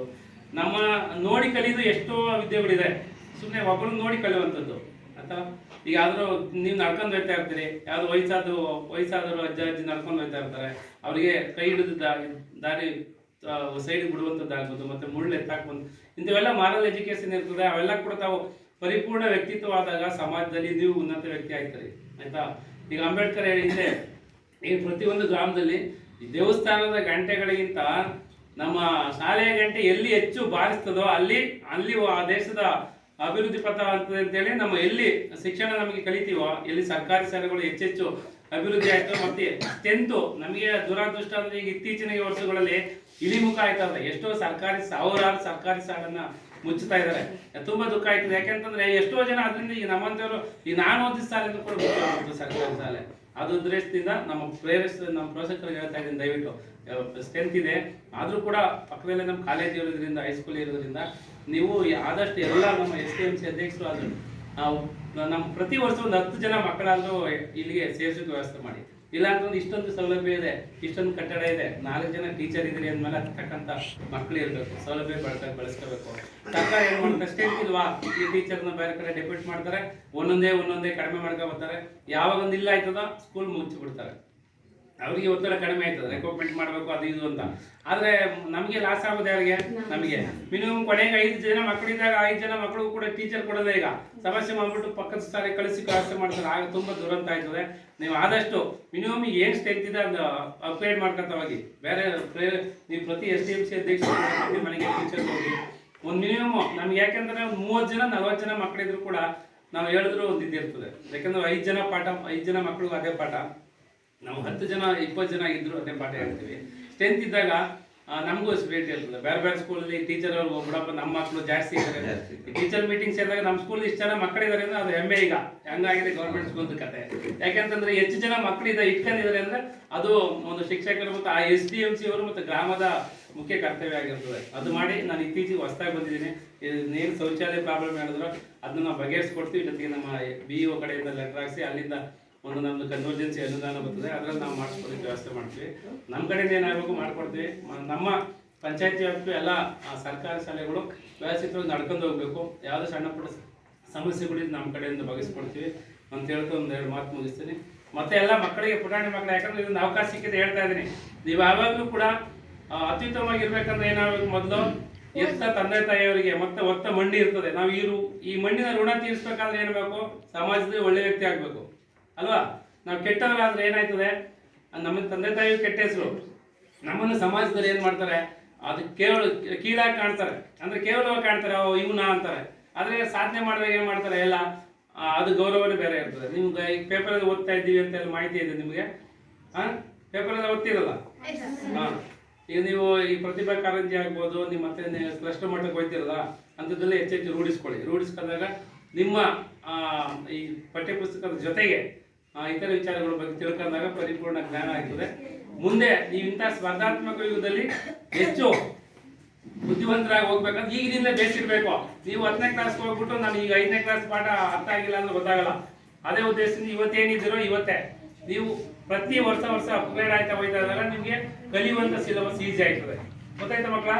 ಎಲ್ಲ ಒಂದು ಹೆಚ್ಚೆಚ್ಚು ಮೊಬೈಲ್ ಬಳಸಕ್ಕೆ ಹೋಗ್ಬೇಡಿ. ಮನೇಲಿ ಮೊಬೈಲ್ ಎಷ್ಟು ಬೇಕೋ ಅಷ್ಟು ನಿಮ್ಮ ಸಿಲೆಬಸ್ ನಿಮ್ದೇನು ಈಗ ಬರಲ್ಲ. ಈಗ 10th ಇದ್ರೆ ಅನುಕೂಲ ಆಯ್ತದೆ, ಅಷ್ಟು ಮಾತ್ರ ಬಳಸ್ಕರಿ. ಮೊಬೈಲ್ ನೋಡ್ಬೇಡಿ. ಯಾಕಂದ್ರೆ ನಿಮ್ ದಿನ ಅದೇ ಅಡಿಕ್ಟ್ ಆದಾಗ ಏನಾಯ್ತದೆ, ನಿಮ್ದು ಸಮಸ್ಯೆ ಎಲ್ಲ ದಿನ ಮೊಬೈಲ್ ನೋಡ್ಬೇಕು ಅಂದಾಗ ಈ ಕಡೆ ನೀವು ಪುಸ್ತಕ ಓದೋದು ಕಡಿಮೆ ಆಯ್ತದೆ.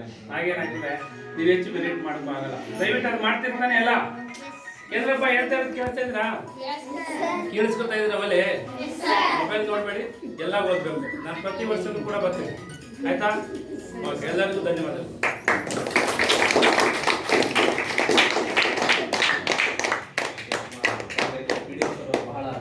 ಬಹಳ ಖುಷಿ ಆಯ್ತು. ಚೆನ್ನಾಗಿ ಬಹಳ ಶಿಕ್ಷಣ ಎಷ್ಟು ಮುಖ್ಯ, ಅದರ ಮಹತ್ವ ಏನು, ಮತ್ತೆ ಸರ್ಕಾರಿ ಶಾಲೆಗಳನ್ನ ಸಬಲೀಕರಣ ಮಾಡ್ತಕ್ಕಂಥದ್ದು ನೋಡಿ ಯಾವ ಅಂತ ಬಂದಿದ್ವಿ. ಇದೆಲ್ಲರ ಪೋಷಕರ ಜವಾಬ್ದಾರಿ, ಶಿಕ್ಷಕರ ಜವಾಬ್ದಾರಿ, ನಮ್ಮೆಲ್ಲರ ಜವಾಬ್ದಾರಿ. ಅದಕ್ಕೆ ನೀವೆಲ್ಲರೂ ಕೈ ಜೋಡಿಸ್ಬೇಕು. ನಾನು ಸಹ ರಿಕ್ವೆಸ್ಟ್ ಮಾಡ್ಕೋತೀನಿ. ನಮ್ಮ ಶಾಲೆಗಳಲ್ಲಿ ನಿಜಕ್ಕೂ ಬಹಳ ಸ್ಟ್ರೆಂತ್ ಕಡಿಮೆ ಆಗ್ತಾ ಇದೆ. ಆದ್ರೆ ಅದು ಆಗ್ಬಾರ್ದು. ವರ್ಷಕ್ಕೆ 10 ಮಕ್ಕಳನ್ನ ಹೆಚ್ಚು ಮಾಡೋಣ. ಅದಕ್ಕೆ ನೀವೆಲ್ಲರೂ ನಮ್ಮ ಜೊತೆ ಕೈ ಜೋಡಿಸ್ಬೇಕು ಅಂತ ಕೇಳ್ಕೊತಾ ಅವರಿಗೆ ನಮ್ಮ ಶಾಲೆಯ ಪರವಾಗಿ SDM ಸರ್ ಪರವಾಗಿ ತುಂಬ ಧನ್ಯವಾದಗಳನ್ನು ತಿಳಿಸಲ್ಪಡ್ತೀನಿ.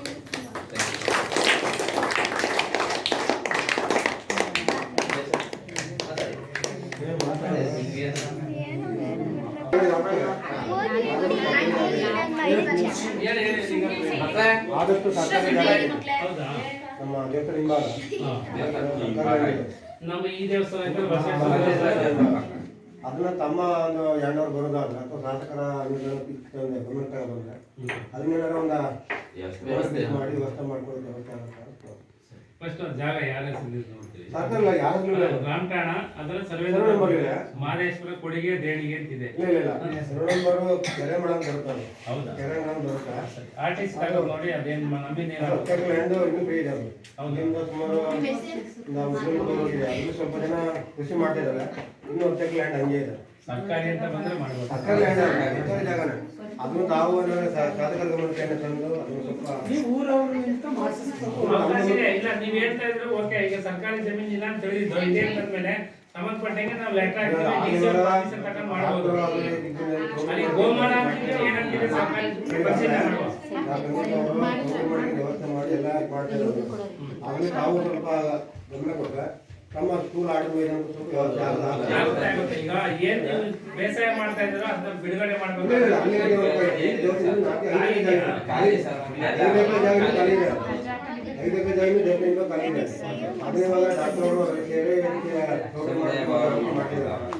ಅದು ತಾವು ಸ್ವಲ್ಪ ಗಮನ ಹರಿಸಿದ್ರೆ ಅದು ತಮ್ಗೆ ಆಗುವಂತ ವ್ಯವಸ್ಥೆ ನಮ್ಮ ಸರ್ವೆ ಹಿರಿಯ ಅಂತ ಗೊತ್ತಾಯ್ತಲ್ಲ? ಸರ್, ನಾವು ಲ್ಯಾಂಡ್ ಇದೆ ಅಲ್ಲಿ. ಲ್ಯಾಂಡ್ ಇದೆ ಅಲ್ಲಿ. ಗ್ರಾಮಸ್ಥರಿಂದ ನಮ್ಗೊಂದು ನಮ್ಮ ಸಾಮಾನ್ಯ ಸಭೆಯಲ್ಲಿ ಅದನ್ನ ಶಿಫಾರಸು ಮಾಡಿ ನಾನು ತಹಸೀಲ್ದಾರ್ ಮತ್ತು BO ಹೇಳಿ ತಹಸೀಲ್ದಾರ ಮಂಜೂರು ಮಾಡ್ಬೇಕು ಸರ್ಕಾರದ ಅದು ಮಾಡ್ಕೊಡ್ತೀವಿ. ತೊಂದರೆ ಇಲ್ಲ, ಅವೆಲ್ಲ ಮಾಡ್ಬೋದು. ಯಾಕಂದ್ರೆ ಸರ್ಕಾರಿ ಜಾಗ ಸರ್ಕಾರ ಲ್ಯಾಂಡ್ ಕ್ಲಿಯರ್ ಬಿಟ್ಟಿದೆ. ಯಾರೇನು ಇರುವುದಿಲ್ಲ. ಹಾಗೆ ಇದೆ ಅವಾಗಿಂದ. ಅದು ಇದ್ದಾರೆ ಇರೋದಾಗಲಿ. ಅಬ್ಜೆಕ್ಷನ್ ಕಾಲ್ಫರ್ ಮಾಡ್ತಾರೆ. ಏನು ಅಬ್ಜೆಕ್ಷನ್ ಬಂದಿಲ್ಲ ಅಂದ್ರೆ ಮಂಜೂರು ಮಾಡ್ತಾರೆ. ನಮ್ಗೇನು ಒಂದು 20 ಗುಂಟೆ ಆದ್ರೂ ಮಾಡಿದ್ರೆ ಸಾಕು. ಮಾಡಕ್ಕೆ ಅವಕಾಶ 4 ಎಕರೆ ಇದೆ ಜಾಗ ಇದೆ. ಖಾಲಿ ಹೆಸರೇ ಮಾಡ್ತಾರೆ. ಆಯ್ತು, ಮಾಡ್ತೀವಿ. ಅದು ಒಂದು ಏನು ಓಕೆ, ಒಳ್ಳೇದು. ಈ ರೀತಿ ಏನಾದರೂ ಸಲಹೆ ಸೂಚನೆಗಳಿದ್ರೆ ದಯವಿಟ್ಟು ಕೊಡಿ ಪೋಷಕರು. ನಮ್ಮ ಶಾಲೆ ನಮ್ಮ ಊರು ಮುಂದುವರಿಬೇಕು. ಆ ಕೆಲಸಕ್ಕೆ ಏನ್ ಬೇಕು ಅದನ್ನ ನಾವೆಲ್ಲರೂ ಸೇರ್ ಮಾಡೋಣ. ಅದಕ್ಕೆ ನಿಮ್ಮಲ್ಲಿ ಮತ್ತೇನಾದ್ರೂ ಸೂಚನೆಗಳು ಸಲಹೆಗಳಿದ್ರೆ ದಯವಿಟ್ಟು ಕೊಡಿ. ಮತ್ತೆ ಬೇರೆ ಏನಾದ್ರೂ ಈಗ ಸರ್ ಲಿಂಗಪ್ಪರ್ ಹೇಳಿದಾಗೆ ಆಟದ ಮೈದಾನ ಆಯ್ತು, ಬೇರೆ ಇನ್ನೇನಾದ್ರು ಅಮ್ಮ ನೀವೇನಾದ್ರು? ಆಮೇಲೆ ಮೇಡಮ್ ಅವ್ರು ಹೇಳಿದಾಗೆ ನಾವು ಶಾಲೆಯಲ್ಲಿ ಹೇಳ್ತೀವಮ್ಮ, ಅದಕ್ಕೆ ತಕ್ಕ ಹಾಗೆ ಮನೆಯಲ್ಲಿ ನೀವು ಮಾಡಿಸ್ಬೇಕು. ಯಾಕೆಂದ್ರೆ ನಾವಿಲ್ಲಿ ಬಹಳಷ್ಟು ಹೇಳ್ತೀವಿ, ಆದ್ರೆ ಮನೆಗೆ ಬಂದು ನಾವು ಹೇಳೋದಕ್ಕಾಗಲ್ಲ. ಅದಕ್ಕೋಸ್ಕರ ದಯವಿಟ್ಟು ನೀವು ಸಹ, ಈಗ ಪರೀಕ್ಷೆ ಹತ್ರ ಬಂತು, ಈ ಮಾರ್ಚ್ ಫಸ್ಟ್ ವೀಕಲ್ಲಿ ಪರೀಕ್ಷೆಗಳು ಪ್ರಾರಂಭ ಆಗ್ತವೆ. ಸರ್ ಹೇಳ್ದಂಗೆ ಯುದ್ಧ ಕಾಲದಲ್ಲಿ ಶಸ್ತ್ರಾಭ್ಯಾಸ ಆಗ್ಬಾರ್ದು.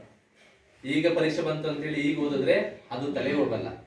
ಯಾವಾಗಲೂ ದಿನದಿಂದ ದಿನ ಅದೇ ಪಾಠವನ್ನು ಅವತ್ತಿಂದ ಅವತ್ತೇ ನಾವು ಏನ್ ಕ್ಲಿಯರ್ ಮಾಡ್ತಾ ಹೋಗ್ತೀವಿ. ಮಕ್ಕಳ ಒಂದು ಓದುವ ದಿನಚರಿನೂ ಬೆಳೀತದೆ, ಜೊತೆಗೆ ಅವರಲ್ಲಿ ಜ್ಞಾನನೂ ಸಹ ಬೆಳೀತಾ ಹೋಗ್ತದೆ. ನೀವು ಬೇಡ ಅಂದ್ರೆ ಅವ್ರ ಬುಕ್ ತೆಗೆದೇ ಇರಲ್ಲ. ಆ ಒಂದು ಅಭ್ಯಾಸವನ್ನ ನಾವು ಬೆಳೆಸ್ಬೇಕು. ಪೇರೆಂಟ್ಸ್ ಆದವರು ಅವರು ಏನಾದ್ರು ಇದು ಮಾಡಿದ್ರೆ ನಮ್ಗೆ ಹೇಳಿ, ನಾವು ಶಾಲೆಯಲ್ಲಿ ಏನ್ ಮಾಡ್ಬೇಕು ಅದನ್ನ ನಾವು ಮಾಡ್ತೀವಿ. ಮನೆಗಳಲ್ಲಿ ನೀವು ಅವ್ರಿಗೆ ಸ್ವಲ್ಪ ಸಾಯಂಕಾಲ ನಾನು ಹೇಳಿದಾಗ ಅವತ್ತು ನಿಮ್ಗೆ 2 ಸಾರಿ ನಾವು ಪೋಷಕರ ಸಭೆಗಳನ್ನು ಕರೆದಿದ್ದೀವಿ. ಅವಾಗಲೂ ನಿಮ್ಮ ಹತ್ರ ನಾನು ಕೇಳ್ಕೊಂಡಿದ್ದೀನಿ 2 ಅವರ್, ಸಾಯಂಕಾಲ 2 ಅವರ್, ರಾತ್ರಿ ಬೆಳಗ್ಗೆ 1 ಅವರ್ ಅವರಿಗೆ ಓದೋದಕ್ಕೆ ಅವಕಾಶ ಮಾಡ್ಕೊಡಿ ಅಂತ. ಹಾಗೆ ಇಲ್ಲಿ ಸಭೆಯನ್ನು ಕುರಿತು ನಮ್ಮ ಶಾಲೆಯ ಮುಖ್ಯ ಶಿಕ್ಷಕರು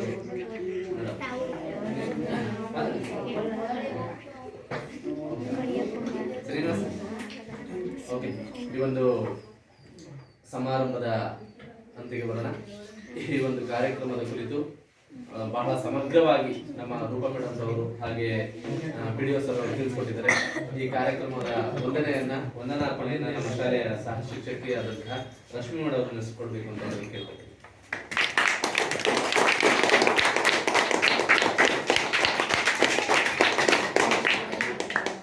ಸಮಗ್ರ ಶಿಕ್ಷಣ ಯೋಜನೆಯಲ್ಲಿ ಕೈಗೊಂಡಂತಹ ಸಾಮಾಜಿಕ ಪರಿಶೋಧನೆಗೆ ಆಗಮಿಸಿ 3 ದಿನಗಳ ಕಾಲ ಸುದೀರ್ಘ ಕಾಲ ನಮ್ಮ ಶಾಲೆಯಲ್ಲಿ ಕೆಲಸ ಮಾಡಿದಂತಹ ಶ್ರೀಮತಿ ರೂಪಾ ಮೇಡಮ್ ಮತ್ತು ತಂಡದವರಿಗೆ ಹೃತ್ಪೂರ್ವಕ ಧನ್ಯವಾದಗಳನ್ನ ಸಲ್ಲಿಸ್ತೇನೆ. ನಮ್ಮ ಶಾಲೆಗೆ ಆಗಮಿಸಿದಂತಹ ನಮ್ಮ ಮಿಕ್ಕಲಿ ಪಂಚಾಯಿತಿ ಅಭಿವೃದ್ಧಿ ಅಧಿಕಾರಿಗಳಿಗೂ ಆಗಮಿಸಿ ನಮ್ಮ ಶಾಲೆಯ ಕುಂದುಕೊರತೆಗಳ ಬಗ್ಗೆ ಚರ್ಚೆ ಮಾಡಿ ಪರಿಹಾರವನ್ನು ನೀಡ್ತೀವಿ ಅಂತ ಭರವಸೆ ನೀಡಿದಂತಹ ಶ್ರೀಯುತರಿಗೂ ಸಹ ನಮ್ಮ ಶಾಲೆಯ ವತಿಯಿಂದ ಹೃತ್ಪೂರ್ವಕ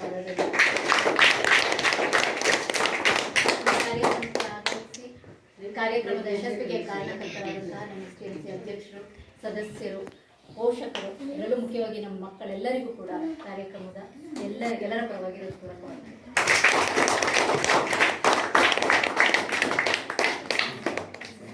ಥ್ಯಾಂಕ್ ಯು.